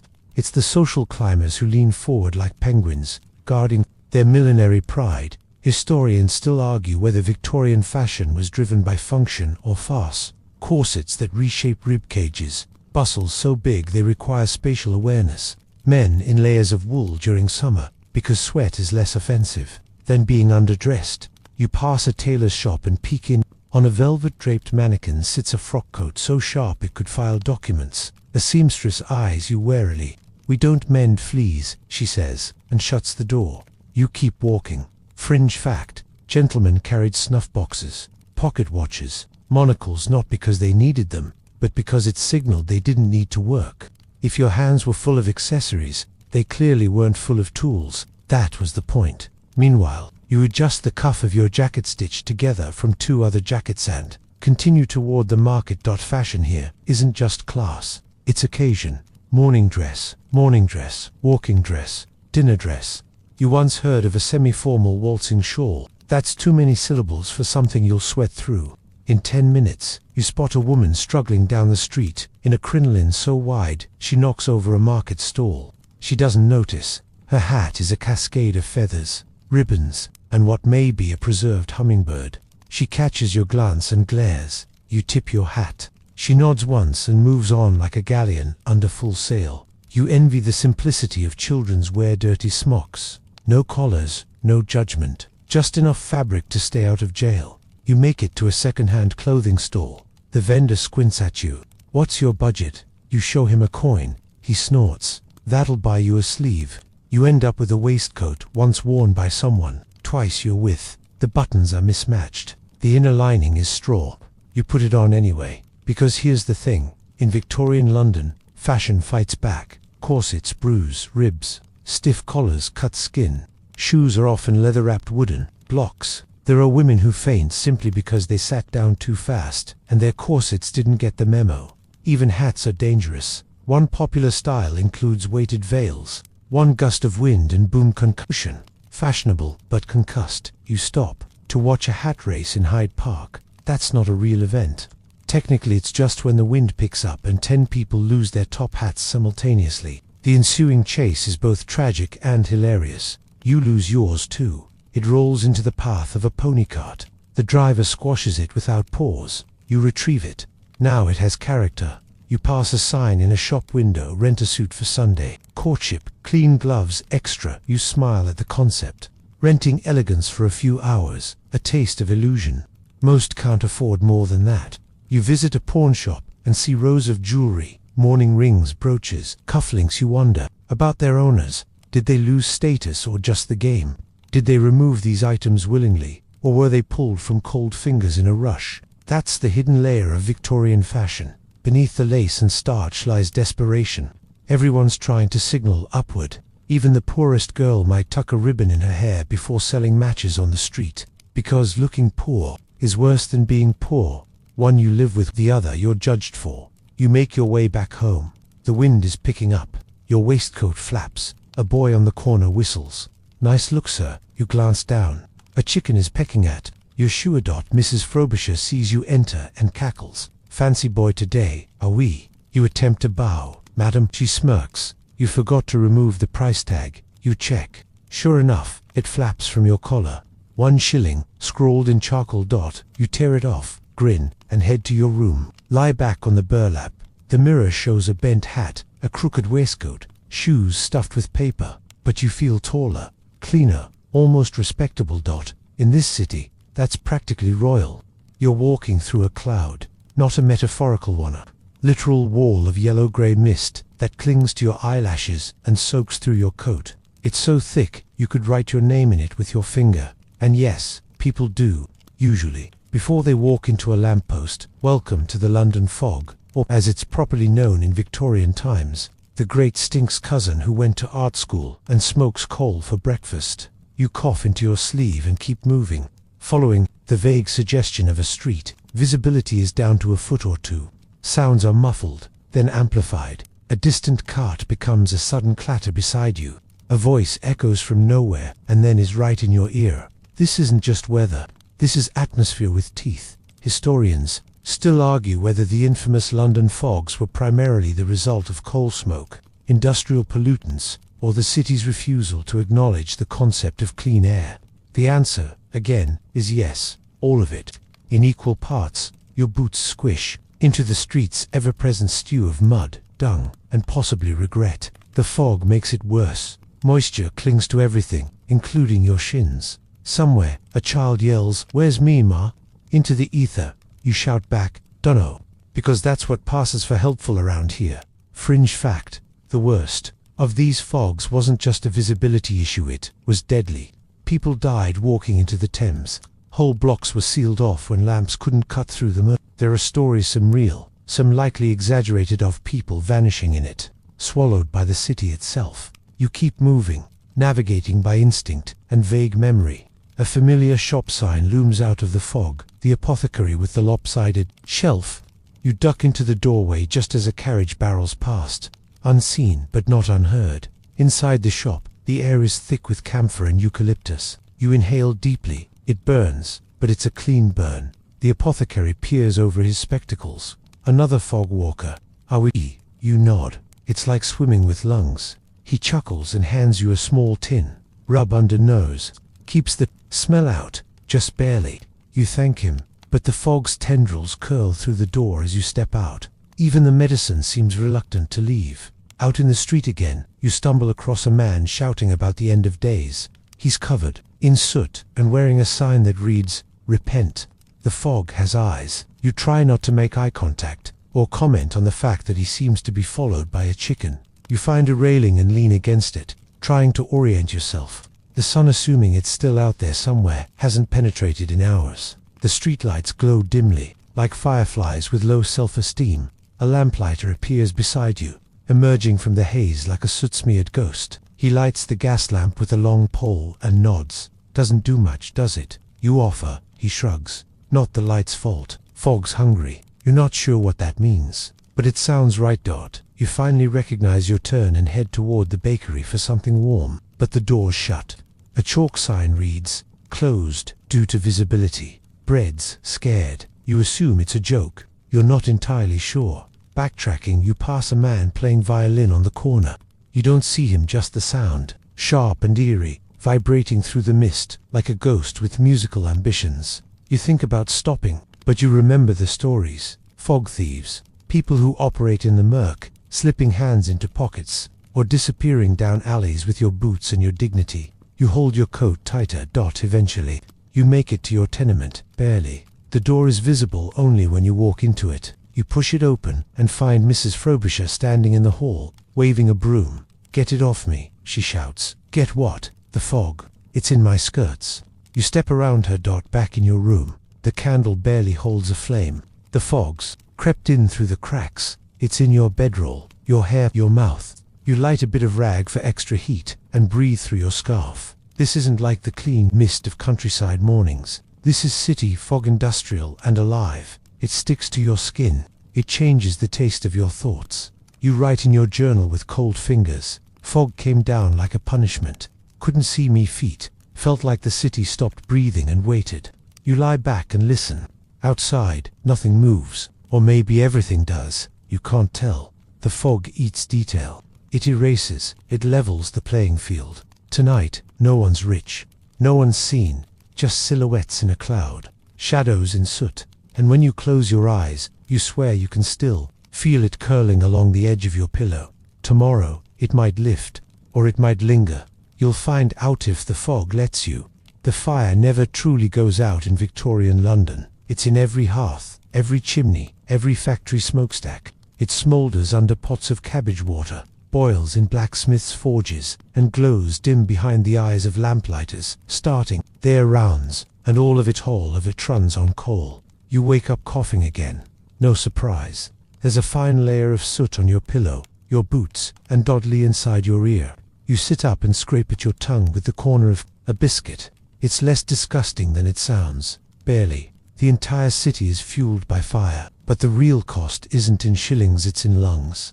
You make your way to the coal yard near Bethnal Green, passing under brick arches belching warmth and despair. The air is thick with grit, and the ground crunches underfoot. Not snowed, Ashes. Boys line up for work barefoot, mostly shirtless, with coal dust pressed into their skin like tattoos. One boy, no older than 10, hacks into his handkerchief and shakes his head proudly. That's a good one. Blacker than yesterday. You grimace. He grins. Means I'm working hard. You walk past stacks of coal bricks. Black gold, but only if you're the one selling it. Historians still argue whether coal was a blessing or a curse. It heated homes, powered steam engines, and fueled the Industrial Revolution. But it also turned the city into a breathing chimney. In some areas, windowsills had to be wiped down 3 times a day. White handkerchiefs were fashion suicide. Remember reading about foggy days where the sun disappeared for weeks. The rich called it atmospheric. The poor just coughed harder. You stop by a stall where a woman sells coal by the sack, broken bits, scavenged from ash heaps and factory rejects. 6pence for a bucket, she says. You have 4. She eyes you. You got strong arms. You nod. Then fetch some from the pile. I'll look the other way. You do. It's heavy, damp, smells like the devil's armpit, but it'll burn you. Sling the sack over your shoulder and head back toward home. Along the way, you pass a chimney sweep emerging from a rooftop, his face entirely black except for 2 blinking whites. He sneezes and leaves a perfect soot cloud behind him. A girl offers him a kiss. He shrugs. You'll get black lung before you get me. Fringe fact. Climbing boys, usually small orphans or children sold by poor families, were sent up chimneys to scrape out soot. They got stuck. Often, one law tried to ban the practice, but enforcement was as thin as their shoes. You stop at a blacksmith's for warmth. He's pounding iron with a rhythmic clang. Sparks leap into the air like angry fireflies. You ask him how much coal he goes through. 1/2 ton a week, he says, wiping sweat from his forehead with a cloth that looks more charcoal than fabric. More in winter. But the forge don't care. The fire's hungry. You warm your hands near the flames. There's something beautiful about it, hot, orange, alive. But it's not safe beauty. It's barely contained destruction. Coal warms. Coal burns. Coal kills. You return to your tenement and dump the sack near the fireplace on the 1st floor. Only shared hearth for 12 families. The fire has burned low. A woman named Tess is poking at it with a stick. Bless you, she says as you add fuel. We were down to cinders and swearing. You sit near it for a while. The warmth is immediate. It seeps through your coat, your shirt, into your skin. But the smoke rises into your nose, your throat, your soul. Someone throws in a bundle of kindling, a soft whoosh. The flames leap higher. A man sneezes, then coughs, then laughs. Better than freezing, he says. Though I've got a theory one day, we'll all just turn into soot ourselves. Save time. You nod. That checks out. In Victorian homes, fireplaces were the heart of the household. They cooked food, dried clothes, and provided light. But for the working class, they were tiny, underfed, things scraping by on leftovers, scavenged wood, and dreams of proper coal. You remember a neighbor once burning furniture. Chair never did sit right anyway, he said, feeding it into the flames piece by piece. That night, you return to your room to find a thin wisp of warmth curling under the door. Someone's lit a fire in the hallway. Probably Gibby, like old boots and newspaper, but it works. You pull off your boots, stretch your feet toward the ember glow, and exhale. The warmth is fleeting. Your nose is still blackened. Your throat still scratches. But for now, the fire has chosen not to bite. You close your eyes. Outside, chimneys belch. Inside, lungs wheeze. And somewhere in the distance, a bellows heaves. The city doesn't sleep. You don't go out after dark in Victorian London unless you have to. Tonight, you have to. You step into the street just as the last of the lamplighters finishes his rounds. He nods at you, face half hidden under soot and weariness. The flame, his lit flickers feebly against the looming dark. Shadows leap across the cobbles like they are trying to escape. And then the night begins in earnest. The first thing you notice is the sound. It's not silence. It's something worse, muffled voices behind shutters. The click of booth heels moving too quickly, and the occasional bark or scream. Impossible to place. You stick to the edges, close to walls, always within reach of a doorway or shadow. Because after sundown, the city becomes a different creature. One with knives for teeth. Some say you can hear London breathe at night long, slow and dangerous. You believe it now. You make your way through the winding alleys of Whitechapel. You need something work, maybe, or bread, or just something to remind you the world isn't all soot and dread. You pass a girl leaning in a doorway. She's young and her eyes are hollow, looking for company. She says, voice flat. You shake your head. She nods, unfazed. Suit yourself. You keep walking. Victorian London at night is thick with peril. Gangs rove the streets, the 40 Elephants, the Mohawks. They've got names like bad novels, and reputations worse than rumors. Some pickpockets, others slit them open. You round a corner and nearly trip over a man curled up beneath a horse trough. He doesn't stir. You don't check if he's breathing. Rule number 1. You're not here to be a hero. Historians still argue whether Victorian street crime was overblown by the newspapers or underreported by the constables. The truth, as always, hangs somewhere, in the fog, but at night, no one argues. Everyone just moves faster. You duck into a pub when the air feels too thick. It's called the Crow's Elbow, and it smells like vinegar, wet pipe smoke, and desperation on tap. Inside, it's full men hunched over drinks, a fiddler scraping half-hearted tunes near the fire. A barman eyes you. Drink or door. You place your last coin on the counter. He slaps down a mug of something brown and sour. Could be ale, could be broth. You don't ask. You take a seat near the fire. A man beside you has blood on his sleeve. He smiles. Not mine. He offers you. Nod. Sip the drink. Burnt taste. Fermented, maybe, or alive. 2 women sit nearby, arguing over who gets to rob which drunken sailor. A third is passed out in a chair, snoring like thunder.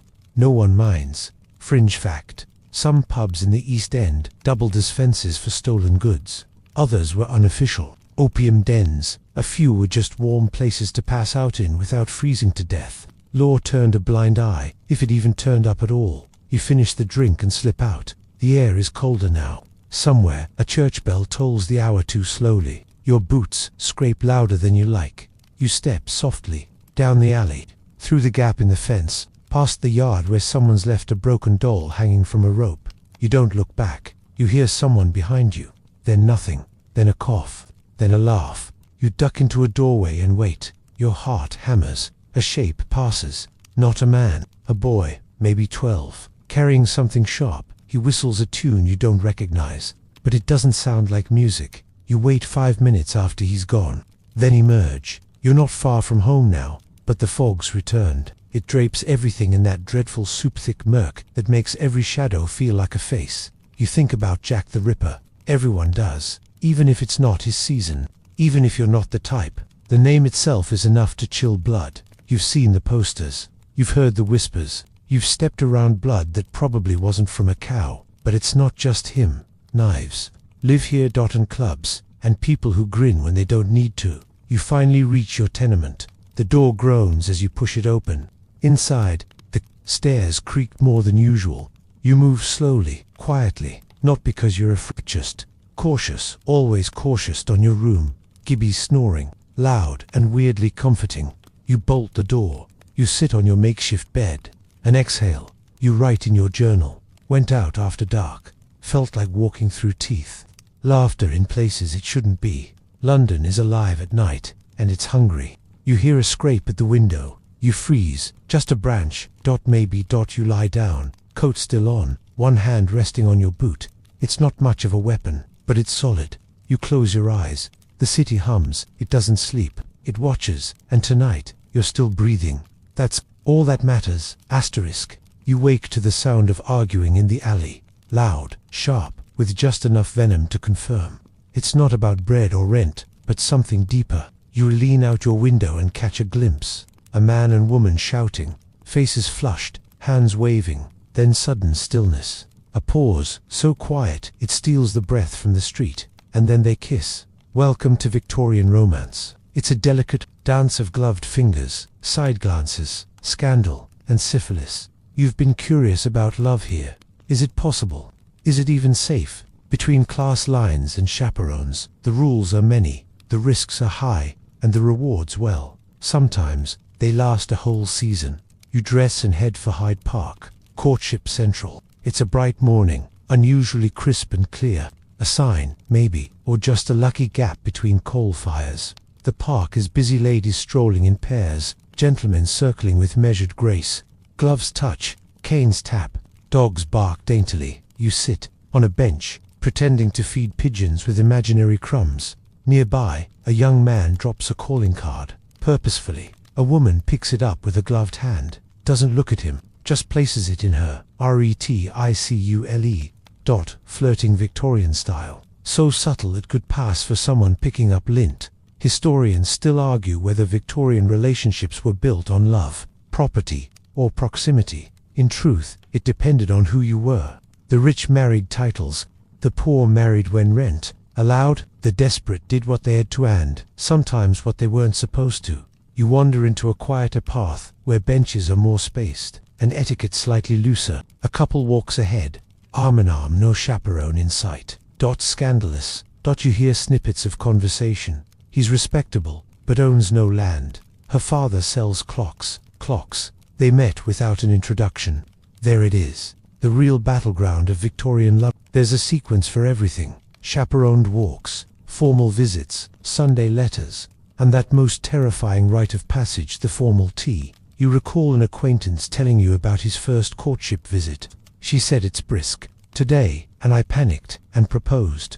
You believe him. You pass a church. Outside, pinned to the notice board, are 2 wedding announcements and 1 scandalous retraction. Someone has written regrettable next to it in careful ink. That's practically a slap. You duck into a nearby cafe, genteel but affordable. A couple sits near the window, not speaking. She sips tea. He adjusts his cuffs. Their feet touch. Beneath the table, accidentally on purpose. A server rolls her eyes. They've been at it for weeks. She whispers. No proposal yet. Just toe flirting. You nod like you understand. Fringe fact. Victorian couples often exchanged locks of hair as tokens of affection. Some braided them into jewelry. Some kept them in envelopes. Some kept multiple locks, just in case. You can only imagine the tangle of emotions if someone mixed up the envelopes. You sip your tea, which tastes faintly of boiled spoon, and return to the street. On the way home, you pass a row of townhouses. A man stands beneath a balcony, hat in hand. A woman leans out, whispers something, and tosses down a note. He catches it, bows, and disappears. It's all very poetic. Then you turn a corner and see the other side of love, louder, angrier, more desperate. A woman hurls a shoe at a departing man. He doesn't look back. She shouts after him, and I hope your cravat strangles you. Love, in this city, is a spectrum, from subtle to violent, from arranged to accidental, from monogamous to optimistic. You reach your tenement just as a neighbor slams her window shut. Inside, 2 people are arguing. Again, you've learned not to distinguish between lovers' quarrels and family disputes. The tone's the same. The aftermath usually involves crying, laughter, or stew. Mrs. Frobisher greets you on the stairs. You look like you've seen a kiss, she says. I think I did, you answer. She chuckles. Well, don't catch one. They're like head colds, can linger for years. You smile. Back in your room, you sit by the window and write. Romance here isn't like home. It's stricter, yet wilder. Courting is ritual. Love is a risk. But even in soot, people still reach for warmth. You lie down and pull your coat over you. The wind rattles the pane. Somewhere nearby, someone plays a soft tune on a violin. Close your eyes. In a city of smog and rules, love still sparks. It's quiet, but it burns. You wake to the sound of boots clattering down the stairs. Small ones, fast. Then the shout of a grown man, followed by a higher-pitched, defiant, didn't take nothing. Then silence, brief, bruised silence, and the slam of a door. You sit up slowly. Today, you're thinking about children, not in the sentimental, lullaby sense. In Victorian London, childhood isn't a garden of innocence, it's a training ground for survival, and you're surrounded by evidence of it. You step outside, and within 2 minutes you see a barefoot boy selling newspapers with ink-stained hands and an adult's frown. A girl carrying her baby sister on one hip while offering flowers with the other. A group of chimney-sweep lads, laughing like old men, faces smudged, teeth too big for their heads. You realize something very quickly. Childhood here isn't protected, it's employed. You pass a workhouse on your left. The gates are shut, but behind them, You see rows of children in uniforms, so stiff they look ironed onto their skin. A supervisor barks an order. The children march. Historians still argue whether workhouses were intended as salvation or punishment. For children, they were often both. Fed, but barely. Housed, but barely. Educated, if you count being told to scrub floors and pray until your hands hurt. You continue down the lane and nearly trip over a tiny boy sweeping a crossing. Mind your boots, he grunts. How old are you? Dunno, he says. Got me first job at small. You nod, trying not to laugh. He's serious, proud, covered in soot, but beaming. The jobs for kids range from grim to grotesque. Matchstick girls who burn their fingers, factory runners who lose limbs to machines, errand boys who get paid in stale crusts and promises. One popular role, Purefinder, aka collecting dog dung for tanneries, smells awful, pays worse. You pass a rag and bone cart. A girl rides on top, sorting metal with one hand and drinking water from a dented ladle with the other. She looks at you like you might steal her job, then moves on. Fringe fact, in some factories, children were given gin to keep them calm during long shifts. No breaks, no naps, just one long blur of spinning wheels and hot air. You round a corner and find yourself near the match factory. You don't go in. The girls here, matchstick girls, suffer from a condition called phossy jaw. You've heard of it. Everyone has. Their jawbones rot from the inside, glowing faintly in the dark. You see one girl, no older than 12, with a scarf wrapped tight around her mouth. She smiles with her eyes. You smile back and wish you hadn't. Across the street, a charity school releases its morning class. The children pour out like spilled ink, fast, loud, alive. Some wear boots, most don't, but they're laughing. You watch one girl skip down the cobblestones, humming something ancient and joyful. Then her laughter cuts short. A man steps from a doorway and snatches her shoulder. "Where's your ma?" he demands. She pulls away and runs. No one intervenes because here, children are invisible until they're useful, or in trouble, or dead. You walk on, unsettled. Near the docks, you spot another boy alone, trying to lift a crate twice his size. He fails, falls, tries again. A dockhand watches, then finally helps. Not out of kindness, but because the boy's slowing the line. You sit beside a canal and write. Children here aren't children. They're tiny workers, tiny survivors. Their hands are calloused, and their faces don't match their voices. And yet somehow they still play. Back in your street, two girls hop chalk-drawn squares. One boy pokes at a dead rat with a stick, while narrating its adventures. Another invents a song about stew and ghosts and losing your boot. It's absurd. It's beautiful. It's what they have. Gibby sees you watching and mutters, "Don't pity 'em, they'll outlive us. Little scrappers, the lot of 'em." He might be right. You pass a group of boys tossing pebbles into a tin bucket. One misses and shouts, "You owe me a halfpenny." Another shouts back, "You owe me a future." Everyone laughs. Even you. Back in your room, you light your candle and stare at the wall. A faint drawing is etched into the wood, done in charcoal, probably by some kid who once lived here. It's a lopsided horse, or a dragon, or both. You smile. Even in soot, kids find ways to imagine. Even in fog, they find each other. Even here, they remain children, just in sharper costumes. You fall asleep to distant laughter and dream of small hands carrying the weight of a city.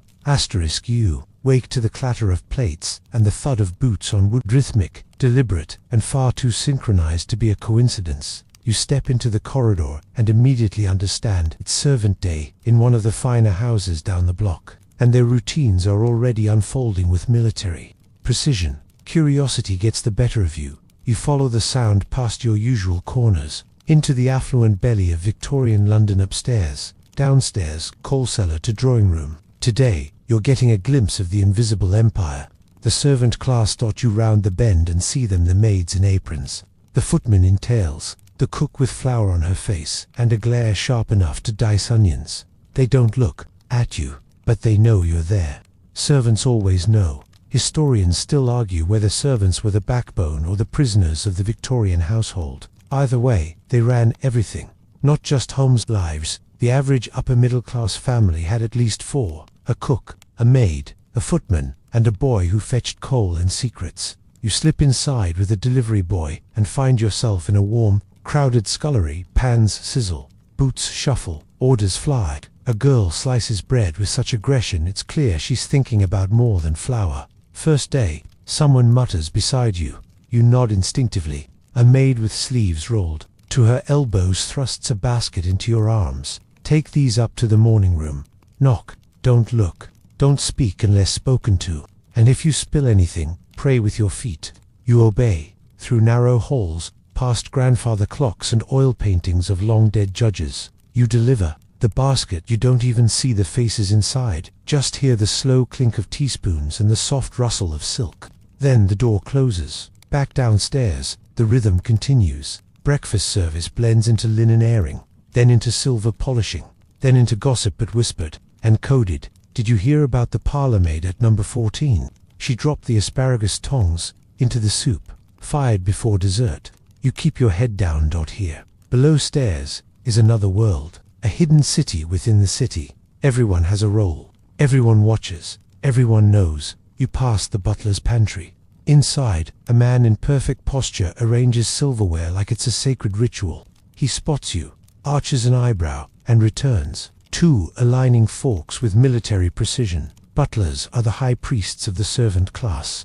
They manage households like captains, steering enormous snobby ships. Their word, below stairs, is law. You glimpse the housekeeper next. She's the real force of nature. She can read a stain, fold a sheet with one hand, and correct your behavior with a single raised eyebrow.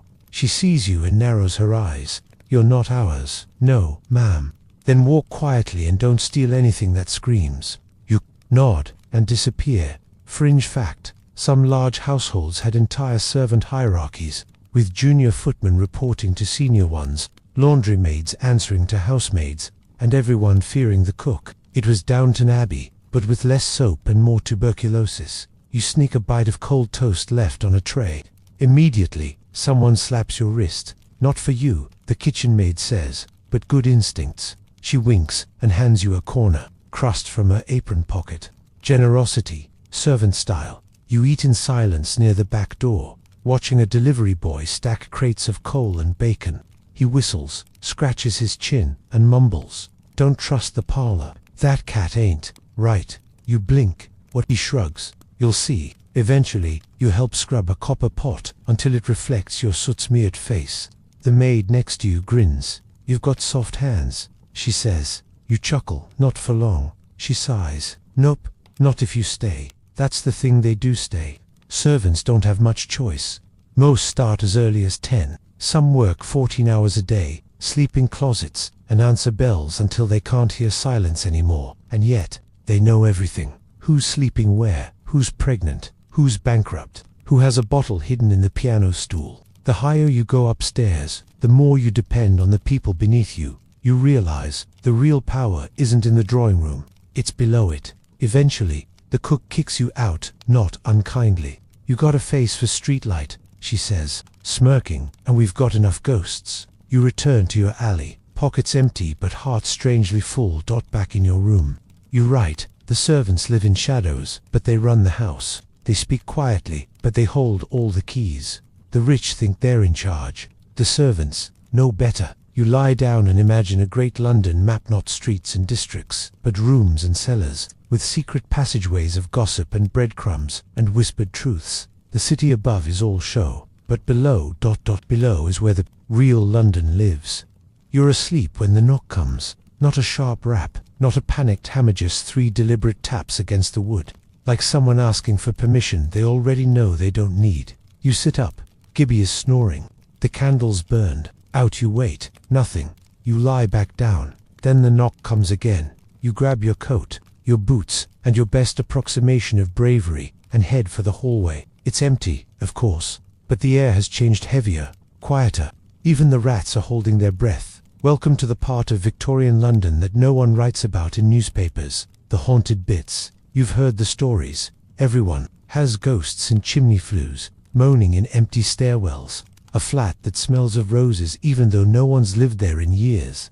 A whispering wall. You thought it was superstition. You were wrong. You follow the corridor to the back staircase, place so forgotten it might not technically exist. The wood groans under your weight. A draft curls around your ankles. You reach a door you've never seen before. It's ajar. Inside is a room. Not dusty, not abandoned, just still. You step in.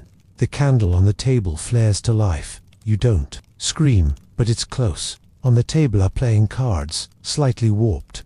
A mirror with a crack running diagonally across. And a chair, facing the corner. You step back, then forward again. Slowly, Victorian London is filled with tales of ghosts, mediums, and other things that knock politely before ruining your night. Seances were trendy, especially in upper class. Parlors where guests would gather, hold hands, and pretend they weren't afraid. Historians still argue whether this was just theatrical novelty, or a genuine response to the overwhelming presence of death in the era. So many people died young, quickly. Without warning, it's no surprise the living wanted someone to talk to. You glance at the mirror, nothing there. Then again, something, almost. You retreat from the room and shut the door gently. It stays shut, for now. Back upstairs, you decide to walk off the jitters and take a turn around your block. The air outside feels colder than it should. The fog is thin tonight, but it clings to corners. You pass a lamppost where someone's carved "Don't listen to the wall." Into the base, you keep walking. Fringe fact: some tenements were built over plague pits, entire buildings resting on bones. One girl told you she saw a hand reach through her floorboards, once just a finger, pointing. They moved the next day. The hands stayed. You don't blame them. Back at your tenement, you pause by Mrs. Frobisher's door. It's slightly ajar. You peek in just to be sure. She's there, snoring gently in her chair. A cat curled in her lap that you don't remember her having. You whisper, "Good night." The cat opens one eye. It's the color of melted silver. You close the door. In the hallway, someone hums. No footsteps, just humming. You hurry back to your room. Gibby hasn't moved, but someone has written something in soot on your window. Still awake. You wipe it away with your sleeve and sit down hard on your bedroll. You try to rationalize. Old buildings make sounds. Drafts open doors. Memories echo. You're tired. You're cold. You're overthinking. You light a candle. It flares too high, then settles. You write in your journal, "Something's wrong with the walls here." Or maybe not wrong, maybe just listening. London remembers it's dead, and sometimes it lets them speak. You lie back and pull the blanket over your head. No more knocking, no more humming. Just the steady creak of a building that might be older than honesty, that in the whisper of a city that never truly sleeps. Not even its ghosts. Morning light doesn't so much arrive as leak through the grime on your window, painting the wall in a shade of grey that probably has a name in a chemistry manual. You stretch, listening for the familiar creak of the boards, the wheeze of the walls, and the faint scratching in the ceiling.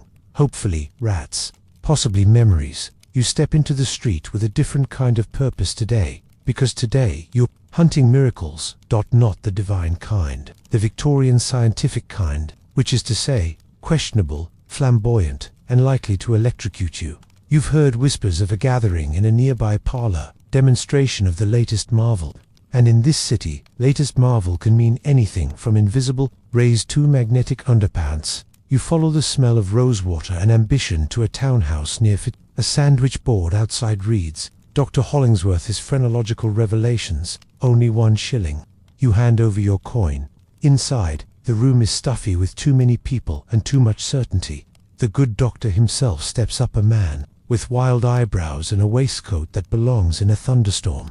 "Ladies and gentlemen," he begins, "the skull is the map to the soul." A gasp from someone in the third row. You suspect it was rehearsed. He pulls out a chart of the human head, with dozens of labeled bumps, omitiveness, cautiousness, combativeness. He points to his own temple. Here is where jealousy lives. And here he taps the back of his skull. Here is the seat of benevolence. Phrenology, once considered cutting edge, is now fringe science. But here, among gaslight and high collars, it thrives. People want answers, even if they come from lumps. The doctor invites a volunteer to the stage, a woman in violet gloves. He runs his fingers across her skull like a pianist tuning an invisible instrument. You are creative, nervous, fond of dogs, not fond of mothers. The audience murmurs. She gasps. You exit before he asks for your skull. Historians still argue whether Victorian fringe science was rooted in desperation, ambition, or sheer boredom. In reality, it was a cocktail of all three, shaken vigorously by public fascination and sold by traveling showmen in gilded waistcoats. Your next stop is a mesmerist's tent. This one's tucked between two warehouses near Southwark. Inside, velvet curtains and dim lamps make it feel like an opera for ghosts. A man in black waves his hands before a volunteer's face. The volunteer's eyes flutter. She slumps in her chair. He's asleep, the mesmerist declares, but his soul is awake. He asks the sleeping man questions. What is the capital of Persia? Sweater. What number am I thinking of? Triangle. The mesmerist beams. You stifle a laugh. No one else does. They're enthralled. Fringe fact. After Franz Mesmer was considered a legitimate therapy by many, some Victorians believed it could cure paralysis, addiction, even heartbreak. Others thought it opened portals to other realms. A few just enjoyed the excuse to nap in public. You'll leave before Triangle comes back into play. Across the street, another miracle awaits. An electric corset. Yes, you read that right. A man in a bowler hat shows off a woman-shaped mannequin, rigged with wires and tiny bulbs, cures nervous fits, revives the spirit, and improves posture. He hands you a pamphlet. It boasts testimonials from women who were once frail and withered, but are now slightly shockingly bright and very marriageable. You stare at the contraption. You try to imagine someone wearing it on a summer day. You feel an odd mix of awe and concern. You nod and leave. You wander now, not looking for anything in particular, just watching. A street vendor shouts about magnetic boots. A sign promises a diet of vinegar and tapeworms for weight loss. You pass a man in a powdered wig selling portable lung strengtheners, which are just metal tubes you blow into until dizzy. There's even talk of a home-use electroshock headband, marketed as a solution for melancholy, writer's block, and unpleasant ants. Every street corner, every parlor, every pamphlet buzzes with innovation, or at least the scent of it. This is a city alive with invention. But that life often teeters on the edge of absurdity. You pass a booth where a man offers to read your aura with a candle and a spoon. You decline. Politely. Back at the edge of the Thames, you see a boy with a stick poking a strange bottle floating by. What is it? You ask. Some doctor's miracle, he says. Or poison. Same thing. You nod. You sit on a barrel and write. Science here wears a cape and juggles for coins. Some of it's real, some of it's hope. Most of it crackles when wet. The city buzzes, not with certainty, but with possibility. And in a place where the air is thick with coal dust and people still bleed for coins, even the strangest idea might feel like salvation. You head home, still slightly concerned that someone is wearing a battery corset somewhere nearby. And honestly, you kind of hope it works. You smell it before you see it, a sharp mix of steam, grease, and ambition. You follow the scent past a row of soot-streaked houses until you reach a rail yard. The tracks shimmer in the morning light like veins through the body of the city. And at the heart of it all is a great, huffing, wheezing beast of iron and fire. The steam train. Today, you're chasing speed, or at least the 19th century approximation of it. A whistle blows, loud, sharp. You wince, as do the pigeons overhead. The train shudders forward, then jolts into motion with the enthusiasm of a drunk ox given wheels and fire. Victorian London is obsessed with speed. Everything's faster than it was last decade. Letters, gossip, disease. But nothing embodies this mad rush toward modernity like the railway. You step onto the platform of a station that smells like hot metal and overcooked ham. Men shout. Ladies bustle. Porters weave through the crowd with luggage stacked to the heavens. Somewhere nearby, someone drops a case, eggs break, a scream, then laughter. You purchase a cheap ticket from a man who barely looks at you. Third class, he says, stamping your stub. Wood benches, no complaints. Fair enough. You board. Inside, the third-class car is a box of bones and elbows, seats, a flickering gas lamp, and a ceiling low enough to induce humility. The passengers are miners, maids, and people who have the permanent look of someone bracing for bad news. You sit. The train lurches, then roars. Outside, London blurs into a palette of grey and brown. Chimneys, wires, rows of houses that vanish like matchsticks. Then you're out, past the city, past the smoke, into something wider. You gasp the countryside. Actual green, an air that doesn't taste like pennies. A girl beside you sneezes. Back to reality. Historians still argue whether the railways were the saviors or destroyers of local life. They connected people. They crushed small trades. They brought change at a pace no one could stop. And London loved every chaotic second. You pass through tunnels where the lamps flicker. One woman crosses herself. A boy cheers. A man snores. And then a station. You disembark in a village so small it feels like a story someone forgot to finish. You breathe in again, still soot, but less aggressive. You spend an hour wandering the high street, blinking at how slow everything is. No shouting, no boots on cobblestone, just birds and a boy delivering bread on a bicycle that probably belonged to 5 other people before him. It's single quotes, peaceful. You hate it. You get back on the train. This time, you ride in second class. Someone dropped their ticket, and you're not too proud. The seats are still hard, but there's a cushion. A man beside you offers a boiled sweet. You accept, then wonder if it's a trick. He smiles. Cough drop, he says. Best thing for train air. It tastes like licorice and regret. But, you feel better. Fringe fact, during the height of railway expansion, people feared that traveling at such unnatural speeds, 30 miles per hour, would warp the human body or even damage the mind. One letter to the Times warned of brain softening and melancholy in the organs. You survive both. Barely back in London, you disembark into chaos. The station is louder now. A group of musicians plays near the entrance. A porter throws cabbage at pigeons. A woman drops her hat, and 5 men rush to retrieve it. She marries none of them. You step outside and immediately dodge a horse cart. Welcome back. You head toward Fleet Street, where the next marvel of speed awaits. The telegraph office. A man behind the desk sends messages in Morse code, faster than you can blink. Tap, tap, tap. Lives are changed. Wars declared. Lovers reunited. All through a wire thinner than your patience. You send a telegram to no one. Just a word. Hello. You imagine it appearing in a dimly lit office across the city, confusing someone's tea break. You feel accomplished. Back home. The city still hums. The coal wagons still clatter. The bells still ring. The chimneys still spit. You sit in your room and write. Speed is the city's true religion. We run, not knowing where. We shout, not knowing who hears. But we keep moving, because slow feels too much like dying. You lie back, arms crossed, the vibration of the train still echoing in your bones. You close your eyes and dream of wheels, on tracks, rushing toward the future with no brakes in sight.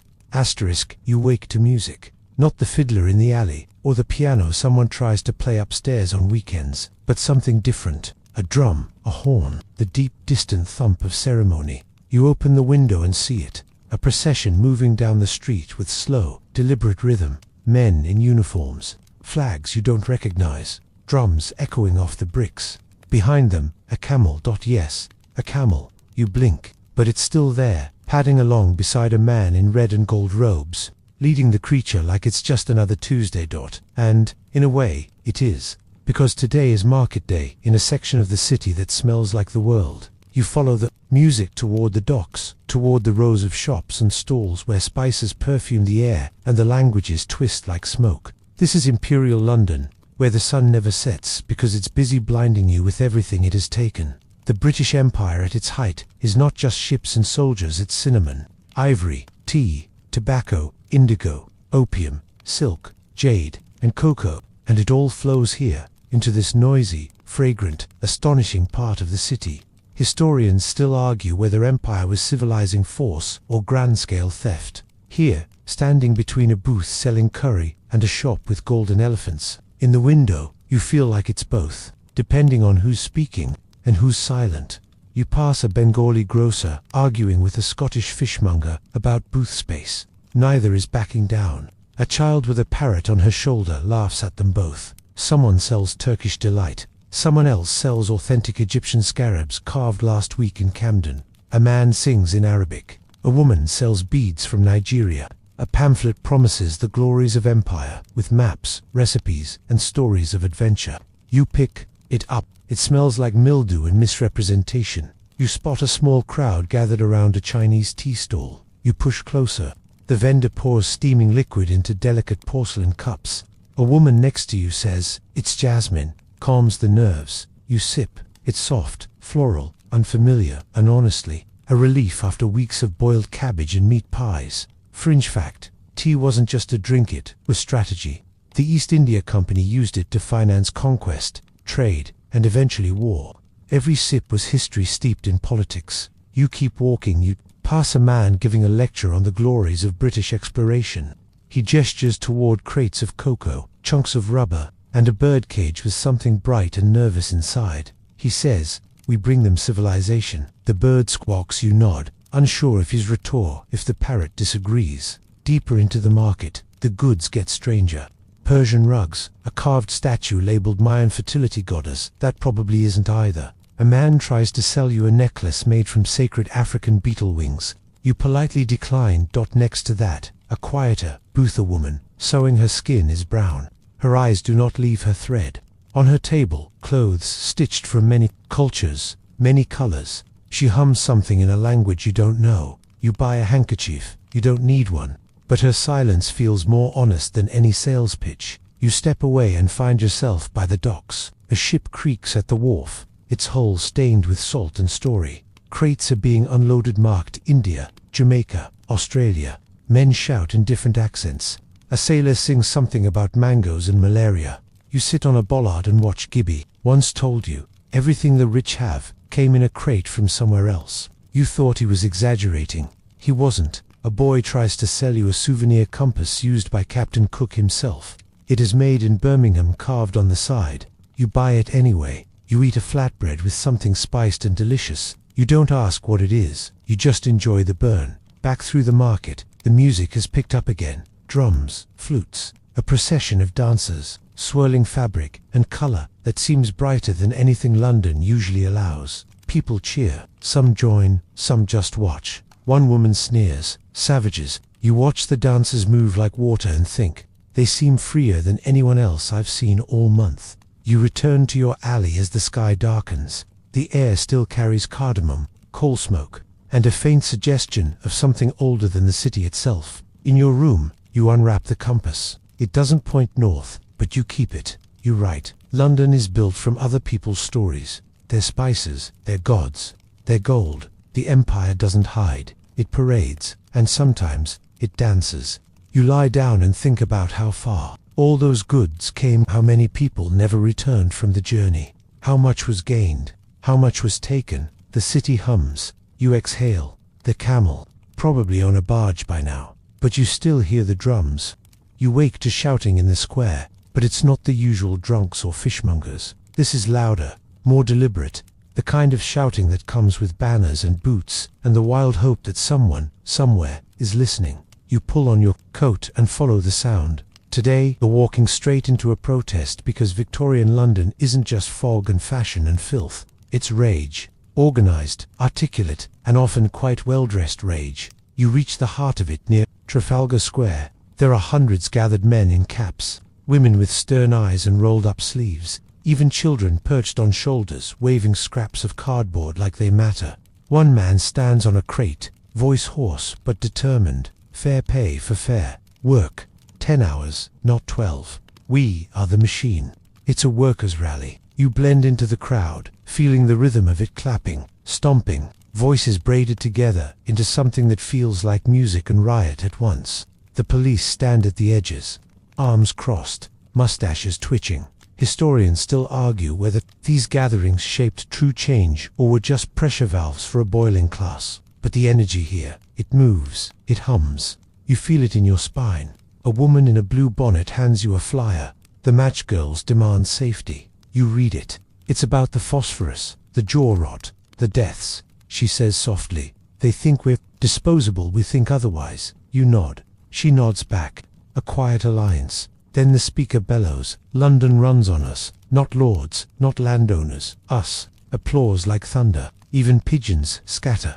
You notice something unexpected, a group of well-dressed gentlemen at the edge, clapping slowly. Reformers, intellectuals.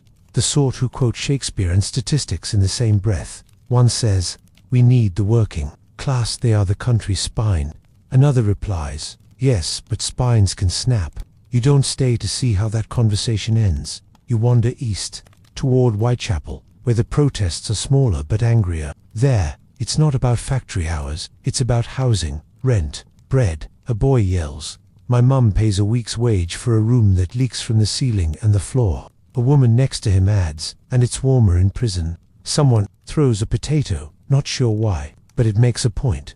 Fringe fact: Victorian police had no riot gear, just truncheons and an intimidating presence. When tensions boiled over, protests often dissolved into brawls or, on the worst days, mass arrests. Still, people kept coming back. You pass a bookstall selling radical pamphlets. One is titled, "Why Should the Queen Eat Cake While I Eat Coal?" Another, "Votes for Women, Bread for Children." You buy both. The seller winks. Don't read M too loud, unless you enjoy jail. You head toward the docks, where laborers are gathering for what's whispered to be a strike. Dockers lean on crates, eyes wary. A man with soot on his face addresses the group. "We're paid less than the cost of bread, and told to be grateful." You call that work. I call it bleeding. Someone murmurs. Someone else says, "But we can't all afford to lose." A day, and there it is, the tension. Wanting justice, but needing supper. Wanting dignity, but fearing debt. You leave them there, indecision. As you walk home, you pass a boarded-up bakery. Someone scrawled across the wood, "We demanded bread. They gave us sermons." You sit on a stoop and breathe. The city vibrates with frustration, but also with potential. Protest isn't new here, neither is poverty. But something about today feels louder, more urgent. You remember a phrase you heard once: "Revolution doesn't always wear red.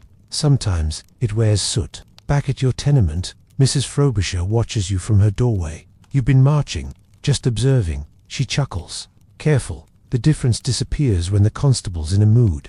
You nod. In your room you lay out the pamphlets, still smelling of ink and street dust. You flip through one that reads, "We do not ask for riches. We ask not to starve quietly." You write, "London is a city of voices, loud, righteous, worn, raw. The poor do not whisper, here they chant. They rise, they organize. And maybe, someday, they'll be heard." You lie back. The shouting has faded now, but it lingers beneath your ribs. Beneath the cobblestones, beneath the teacups of every well-fed politician. The city sleeps, but the people, they are learning to roar. Asterisk, you wake to silence, which is suspicious. You've grown used to the constant noise of Victorian London hoofbeats, factory whistles, street hawkers, someone coughing up an entire century, but today, it's muted, like the city is holding its breath. You step outside and see it. A funeral procession, no brass band, no mourning choir, just a black carriage, a black horse, and black-coated men with expressions like stone. Behind the carriage, a small crowd of mourners walks in quiet rhythm. Some wear armbands, some carry white flowers. One woman holds the hand of a boy too young to understand death, but not too young to be dressed in it. Welcome to mourning culture. Victorian style where grief isn't just felt. It's scheduled, measured, and stitched into your corset. You fall into step unnoticed. In this era, death is everywhere, so the living have rules about it. Very specific rules. If you've lost a husband, you wear black for 2 years. A child, 6 months. A cousin, 3 weeks, and a dark hat will do. Historians still argue whether this elaborate etiquette was about genuine emotion or just another excuse for social hierarchy. But when everyone's dying constantly, sometimes the rituals are the only things you have left. You pass shops selling mourning jewelry, jet necklaces, lockets with hair inside, brooches shaped like weeping willows. One has a sign in the window, "Funerals arranged tastefully. No weeping past 3 p.m. You pause. You're not sure if it's a joke. You continue down the street. A small girl is crying on the curb. "What's wrong?" you ask. She sniffles. The black dress itches. You crouch down. "Who died?" "My uncle. He was nice. He made bread animals." You nod. It's probably the most honest obituary you'll hear today. You pass a photographer's studio. Inside, a family poses stiffly. One member doesn't blink, because he can't. Post-mortem photography is still a thriving industry, a way to preserve the departed. Sometimes the dead are posed sitting, sometimes lying, sometimes even standing, with clever wiring. You've heard people debate whether it's creepy or respectful. It depends, probably, on how much you love the person or how much you owe them. Fringe fact: Queen Victoria herself made mourning a national sport. After Prince Albert died, she wore black for 40 years and turned grief into an institution. Mourning became fashionable. Grief became good manners. You stop by a bookstall and thumb through the etiquette of mourning, a slim guide with ironclad rules. No dancing, no loud music, no bright colors, no smiling unless absolutely necessary. A man beside you grunts. Even dead people need a timetable. You look up. He tips his hat. "I make coffins," he explains. "Oak's best. Birch for babies. Walnut if they had opinions." You blink.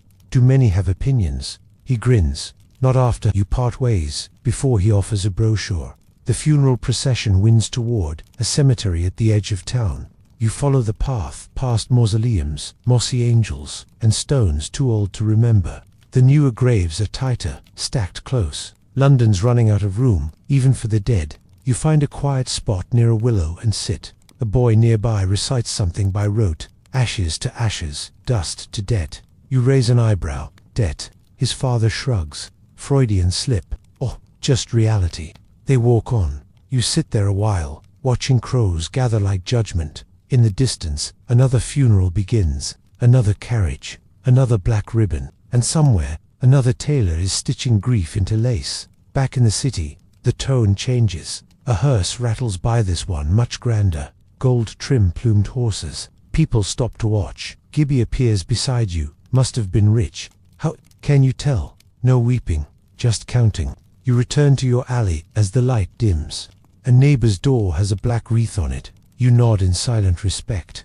The door doesn't nod back, but it somehow feels like it does. You light your candle and jot in your book. Death here is not a visitor, it's a tenant, with rules and routines and a very specific dress code. But in all the formality, there's something human, something kind.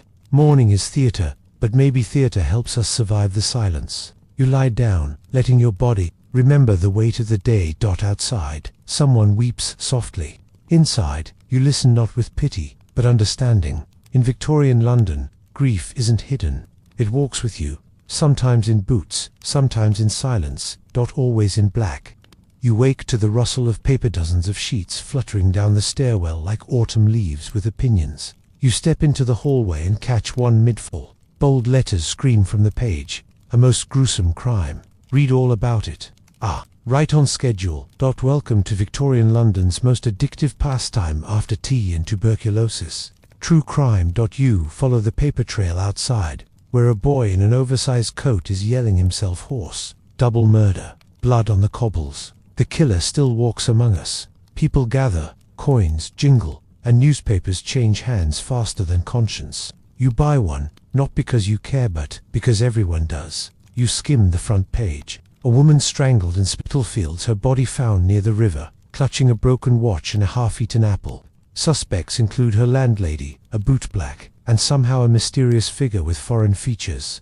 Of course, historians still argue whether these reports were accurate journalism or sensationalist fiction wrapped in cheap ink. But the truth is, they sold in a city where most people couldn't afford windows. Gossip was oxygen. You wander toward Fleet Street. The beating, slapping, typewriter clicking heart of the Victorian media. Print shops buzz with frantic energy. Typesetters shout over each other. Boys run with stacks under their arms. In one corner, a man dictates a headline while sipping brandy at 10 a.m. You pass a shop window filled with pamphlets and illustrated murder trials. One features a woodcut of a man being hanged, his tongue lolling out dramatically. The caption reads, "The face of evil," just before the drop. You look closer. The tongue is suspiciously artistic, almost stylish. You wonder how much was true and how much was added for. Flourish. You visit a courtroom. Next, public galleries are open, and today, a widow is on trial for poisoning her fifth husband, allegedly. Inside, the crowd leans forward, as if the entire room is listening with the same shared breath. The widow sits serenely, dressed in black, hands folded. The barrister waxes poetic about arsenic, motives, and pastry. Apparently, the pie was involved. You lean toward the man beside you. "Do you think she did it?" He shrugs. "If not, someone should have. Fifth husband. That's just greedy." You stifle a laugh. He's not wrong. Fringe fact. Arsenic was so common in Victorian homes, found in wallpaper, candles, even cosmetics, that it became known as inheritance powder. Accidental poisonings and unexplained illnesses were part of the wallpaper, sometimes literally. The judge drones on. The crowd stays riveted. Someone sneezes. A woman fans herself dramatically. A boy sketches the accused's hat. You step out before the verdict. The air tastes fresher outside Avon with the fog. Down the street, you see another crowd, this time around a public execution notice. It's not for today, but the excitement is building. The man hanged last week drew a crowd of 20,000. One woman reportedly brought a picnic. You shiver, not from fear, but from the curiosity of it all. This city doesn't just survive on stories, it devours them. You stop at a street corner where a puppeteer reenacts famous murders with paper dolls and ketchup to pence for tragedy. He shouts, 1 pence for justice. You give him a coin. He tips his hat and moves the dolls in jerky horror. A small girl claps. A dog barks. Somewhere, someone faints. Back home, you ask Gibby if he's read the news. He laughs. Read it. I know it. My cousin saw the boots of that murdered girl. Said they were fine ones, too. Shame. You raise an eyebrow. So he's a suspect. Gibby shrugs. Aren't we all? In your room, you light a candle and unroll the crumpled paper. There's something compelling in it, not the blood, but the mystery. The idea that darkness walks these streets in familiar boots. You write, London doesn't need ghosts. It has headlines. It has whispered names and half-truths, and a fascination with shadows in alleyways. Here, crime is entertainment, fear is fashion, and truth wears a hat too big to see under. You lie back. The city's quieter now, but not truly silent. Somewhere, someone is still reading today's murder aloud.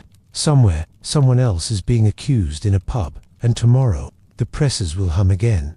Asterisk, it begins with a smell. Not the usual medley of coal smoke, horse sweat, and regret, but something sweeter, yeasty, comforting. It snakes through the alley like a rumor you want to believe in. You follow your nose toward the baker's lane, a narrow passage tucked between two larger streets where the ovens never sleep, and the air always tastes like bread. And today, you're not chasing ghosts or crime or ghosts who commit crimes. Today, you're chasing a warm roll. Because in Victorian London, food is never just food. It's class. It's survival. It's social commentary baked into a crust. You arrive at the front of Mrs. Mayhew's stall, a woman with forearms like rolling pins and a glare that could burn pastry. She slaps a bun into your hand before you speak. 3 pence, she says. Chew it slow. It's fresh. You nod. You bite. It's glorious. You almost cry. Could just be the steam. While you eat, a line forms. Chimney sweeps, errant boys, maids on break, even a constable who tips his hat and asks for the usual. You notice how carefully everyone counts their coins, how some kids try to pass buttons, and how Mrs. Mayhew sometimes lets it slide. You chew slower. Historians still argue whether Victorian charity was an act of compassion or performative guilt, but watching her tuck a roll into a child's pocket without a word, it feels like something closer to solidarity. A man beside you says, if you want a proper sit-down, there's a soup kitchen on Cowcross Street, Tuesdays and Fridays. You thanked him and wander that way, passing vendors hawking chestnuts, jellied eels, pies of dubious meat, and an aggressively cheerful man selling hot roasted something. You decline. At the soup kitchen, the line snakes around the block. You take your place. The man in front of you smells like hay and disappointment. Stew today, he says, eyes forward. Yesterday was broth. Day before was just hot water with ideas. You smile. Eventually, you're handed a bowl. It's thick, beige, and steaming. It tastes better than it looks.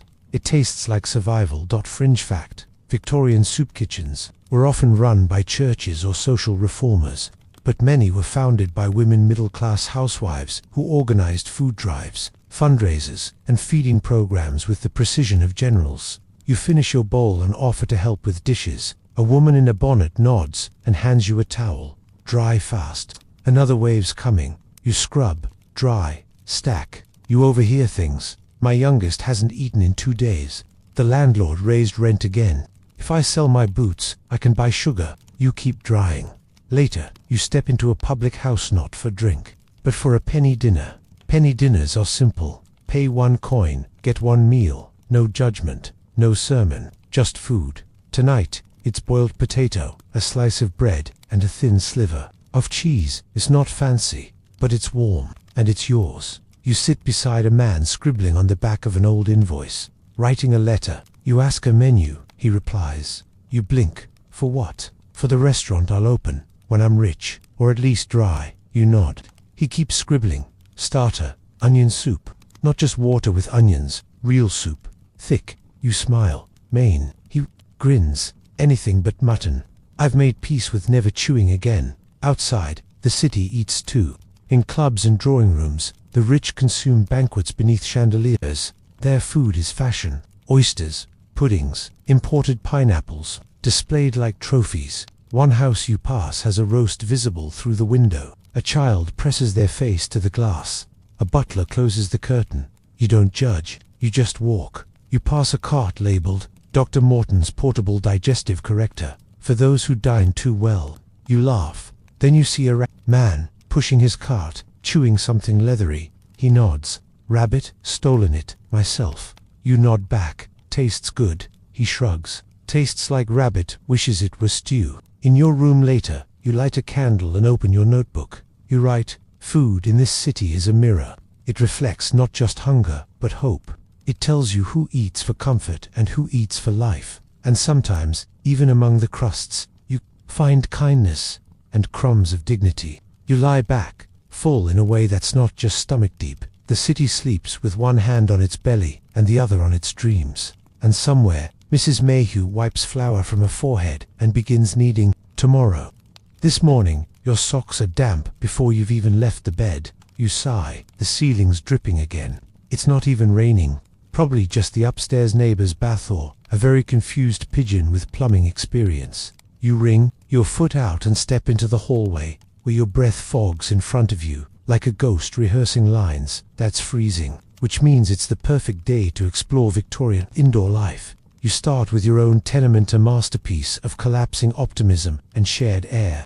The walls are thin enough to hear your neighbor argue with his kettle. Again, it's unclear who's winning. You descend the stairs, one creak at a time, passing the usual evidence of habitation. Muddy boots, a cracked teapot, a spoon someone is probably still looking for. On the landing, a woman named Elsie is darning socks by candlelight. Cold morning, you say. She grunts. All mornings are cold if your husband's useless. Fair point. You head into the shared kitchen, where the communal stove struggles, like it's fighting for its life. A pot of something grey bubbles half-heartedly. Gibby's there, poking it with a stick. Porridge, you ask, or wallpaper paste? Either way, it'll hold me together. Victorian indoor life means learning to live with constant damp, suspicious smells, and the ever-present company of people who are very close and rarely quiet. You step outside to chase warmth and find it miraculously in a public bathhouse for a penny. You get hot water, a thin towel, and a brief illusion of dignity. Inside, steam curls around exposed brick. Men cough, women chatter behind curtains. A child shrieks with joy at the novelty of not being sticky. You soak, you sigh. You almost forgive the city for existing. Historians still argue whether public bathhouses were primarily about health, social control, or sheer olfactory desperation. Whatever the intent, they offered relief, however fleeting, from London's daily grime. Clinish, you dress and head toward a more curious location. The home of a middle-class family. You're not invited, obviously, but the doors open. It's laundry day. Inside, everything smells like damp linens and respectability. The wallpaper is floral. The chairs are stern. The fire is just enough that the mother, corseted and composed, pours tea like she's trying not to spill class consciousness. Her daughter embroiders. The father reads aloud from the newspaper in a voice that suggests he understands none of it. You watch from the edge, invisible in your imagination. Here, indoor life means routine, etiquette, dusting things no one touches, preserving appearances as if the furniture is judging you. Upstairs, a servant girl carries coal from room to room. She moves quietly, invisibly. You notice her limp.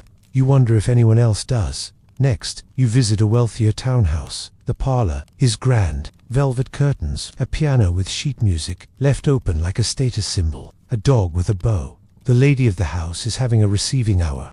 Women arrive in pairs or trios, shedding cloaks and opinions in equal measure.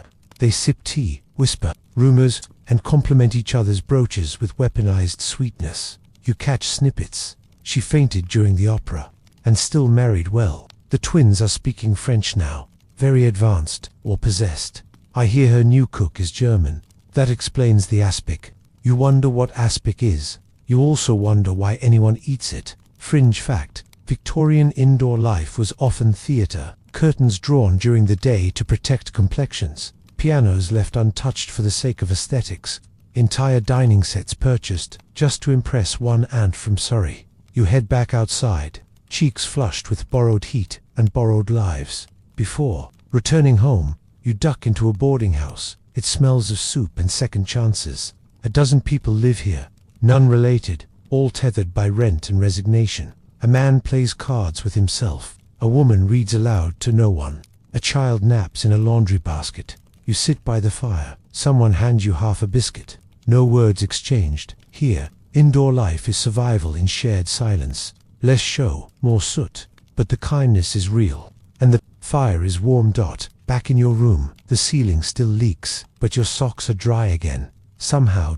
You sit, notebook in lap, and write. Indoor life here is layered like coats in winter, rich in velvet, poor in steam, always hungry for comfort. A city of doors shut against the cold, yet never fully closed to the sound of others scraping by. You lie down. The wind howls against the windows, testing the frame, reminding you that tomorrow may be colder, but for now, you're warm, and the porridge, remarkably, hasn't boiled over. You're halfway through your second bite of bread when the walls tremble. Just slightly, but enough to send a bit of plaster fluttering onto your shoulder like dandruff from the building itself. You glance up. Nothing collapses, promising you. Step outside and realize, today is a factory day. The city's breath smells different when the machines start early, thicker, oilier. You follow the clatter and hiss until it becomes a roar, a heartbeat, a hymn of gears and ambition. You reach a textile mill not far from the canal. The structure looms like a temple to steam, all iron bones and soot-stained windows. The air vibrates with motion. Somewhere nearby, someone's already shouting about spindles. You slip in. The interior is vast and narrow, a hall of noise. Rows of machines twitch and spin, threads flying like spider silk under tension. Young girls, some no older than 10, work the looms with impossible speed. Fingers fly.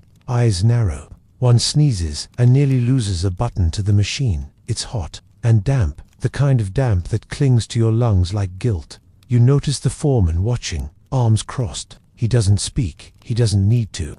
The machines are louder than any human could be. Victorian London runs on industry, and industry runs on people who never stop. Historians still argue whether the industrial boom was a miracle of progress or a tragedy of exploitation. But standing here, watching children dodge belts and reach into gears, the answer feels obvious. You step back as a cart of bobbins rolls past. The boy pushing it has no shoes. You wander upstairs to the dyeing room, where vats of color bubble, like witches' cauldrons. The air is acrid, chemical, somehow purple even when your eyes are closed. A man with stained hands grins. Don't breathe too deep. The blues, still angry. You believe him. Fringe fact: many dyes in this period contained arsenic, mercury, or worse. Workers often developed skin conditions, lung issues, or simply fainted mid-shift. Blue may be pretty, but it bites. Downstairs again, you observe the break room. It's a stretch to call it that. It's a bench. One for everyone. A girl eats a cold potato like it's treasure. A boy drinks tea the color of rust. A man closes his eyes for 3 minutes and looks older when he opens them. You pass a woman on the floor, repairing a jammed loom. She works quickly. The foreman scowls. Somewhere, a machine squeals.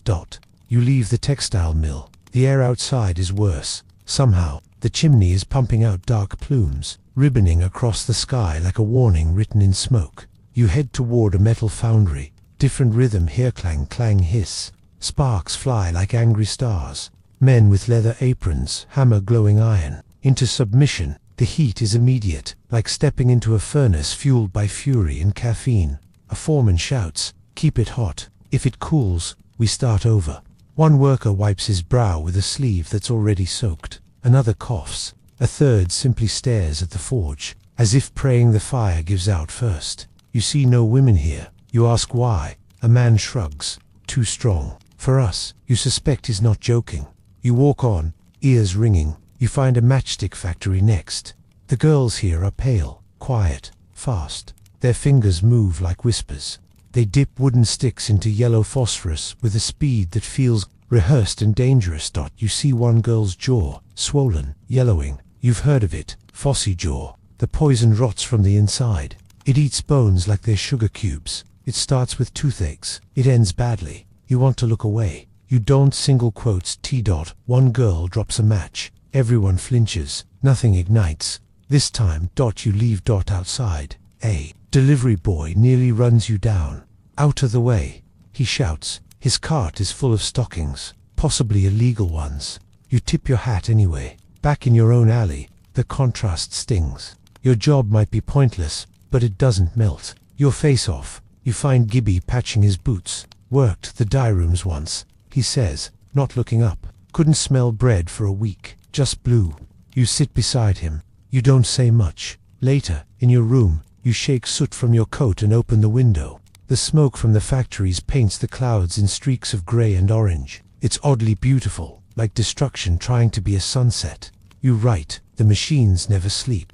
They grind and hum and sing songs of labor. The workers bend to them, feed them, become part of them. London rises because they fall, and no one pauses to ask if the cost is too high. You lie back, your ears still ring from the hammering. Your fingers twitch in rhythm with the looms. Your lungs ache in sympathy, but your socks are warm, and for now, that's enough. You wake to silence, but not the peaceful kind.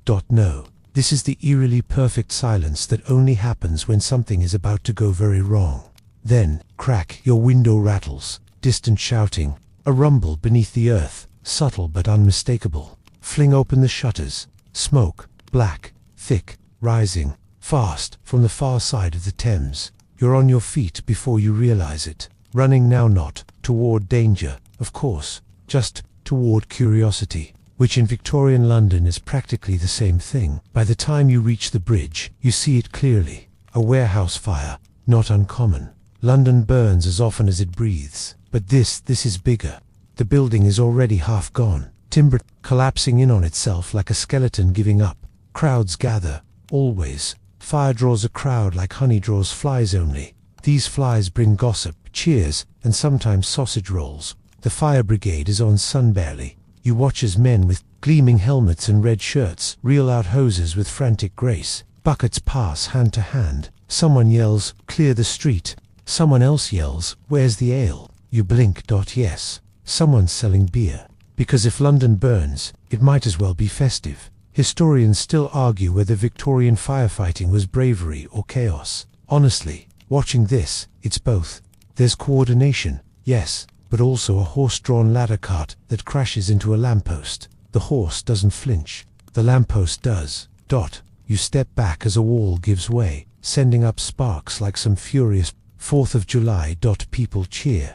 You nudge a man beside you. What was in the warehouse? He shrugs. Rumor says soap, or matches, or tax records. So, either dangerous or deeply satisfying.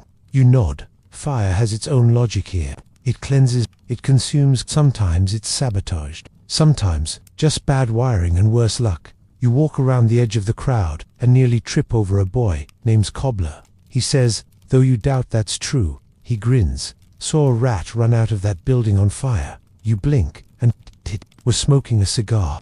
He vanishes before you can decide if that was metaphor, hallucination, or just the usual London madness. You continue down a side street, smoke curling behind you, and come across a collapsed tenement. Fire didn't get this. One time did. Rotted beams, cracked stone, a staircase to nowhere. A woman sits nearby, surrounded by her worldly possessions. One cracked basin, a bird cage with no bird, and a mirror that's seen better reflections. They said it was safe, she says. Then the roof came down like a curtain call. No one helps her move. Back in your own alley, you find a handwritten sign tacked to a pole. Dangerous chimney. Do not lean, or cough, or breathe too loud. You lean anyway. Rebel. Inside, Mrs. Frobisher is mopping her floor with something that smells faintly of regret. Fire up north yesterday, she says. Took out a school. Teacher survived. Chalk didn't. You nod. You think of all the things that burn. Wood, paper, secrets, truth. Sometimes, if left too long, you sit at your desk and look at your notebook. Your fingers are smudged with soot. Your coat carries the scent of ash. You write. London's fragility isn't in its people, it's in its walls. Fire dances through its alleys like a warning wrapped in warmth. Destruction here is never just random, it's architectural revenge. And still, we watch. And still, we rebuild. You lie back. The city outside is quiet again, but your clothes hold the memory of heat, and in the air, faint and fading, is the sound of applause. Because here, even disaster gets an audience. You wake not to bells or barking or another polite structural collapse, but to stillness. Not quiet. Stillness, like the city itself has exhaled and forgotten to breathe back in. You dress slowly, as if hurrying might startle something. Your boots slide on without protest. Your coat feels just a touch too clean. Today, London feels unsure of itself, and perhaps that's fitting, because today you're leaving, not forever, maybe not even far, but enough to feel the city loosen its grip. You make your way to the train station, Paddington, its iron ribs arching above like some grand industrial cathedral. Smoke coils overhead, steam hisses underfoot. A brass whistle shrieks like someone elbowed a banshee. People bustle around you, dragging trunks, waving handkerchiefs, whispering prayers to conductors. There's a woman arguing about her dog. A boy holding a loaf like a ticket. A man in a stovepipe hat reading the Times upside down. You buy a second-class seat to somewhere vague. Destination doesn't matter today. The movement does. As the train groans to life, you watch the platform recede. London blurs not just visually, but emotionally, like it's letting you go without permission. Out the window, the city unwinds. Chimneys, thin cobblestones fade. The skyline dips into chimneys, then trees. You pass workers trudging fields. A child chasing geese. A woman hanging laundry in a backyard that smells faintly of moss and hope. It's not quite peaceful, but it's not soot either. Historians still argue whether the countryside offered real escape or just a prettier kind of poverty. But to your eyes, even the mud looks like freedom. At a small station, you disembark, stretch, breathe. There's a pub nearby that smells of real wood, not coal dust. Inside, the floor creaks like it's been waiting for you. A barkeep pours you tea without asking. From London, he asks. You nod. He chuckles. You've got soot in your eyelashes. You blink. Oh, he adds, and eyes that look like they've seen too many foggy truths. You sip. It tastes like water finally remembered how to be kind. Outside, the clouds roll in soft instead of grim. A cow stares at you without judgment.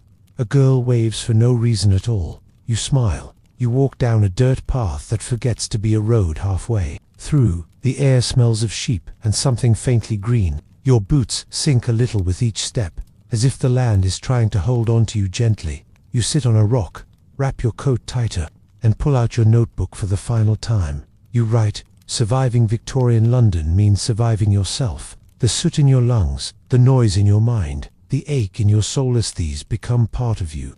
But so does the laughter, the kindness, the stolen buns, the whispered protests, the surprise of songbirds amid smoke. You don't conquer this city, you dance with it, step by filthy step.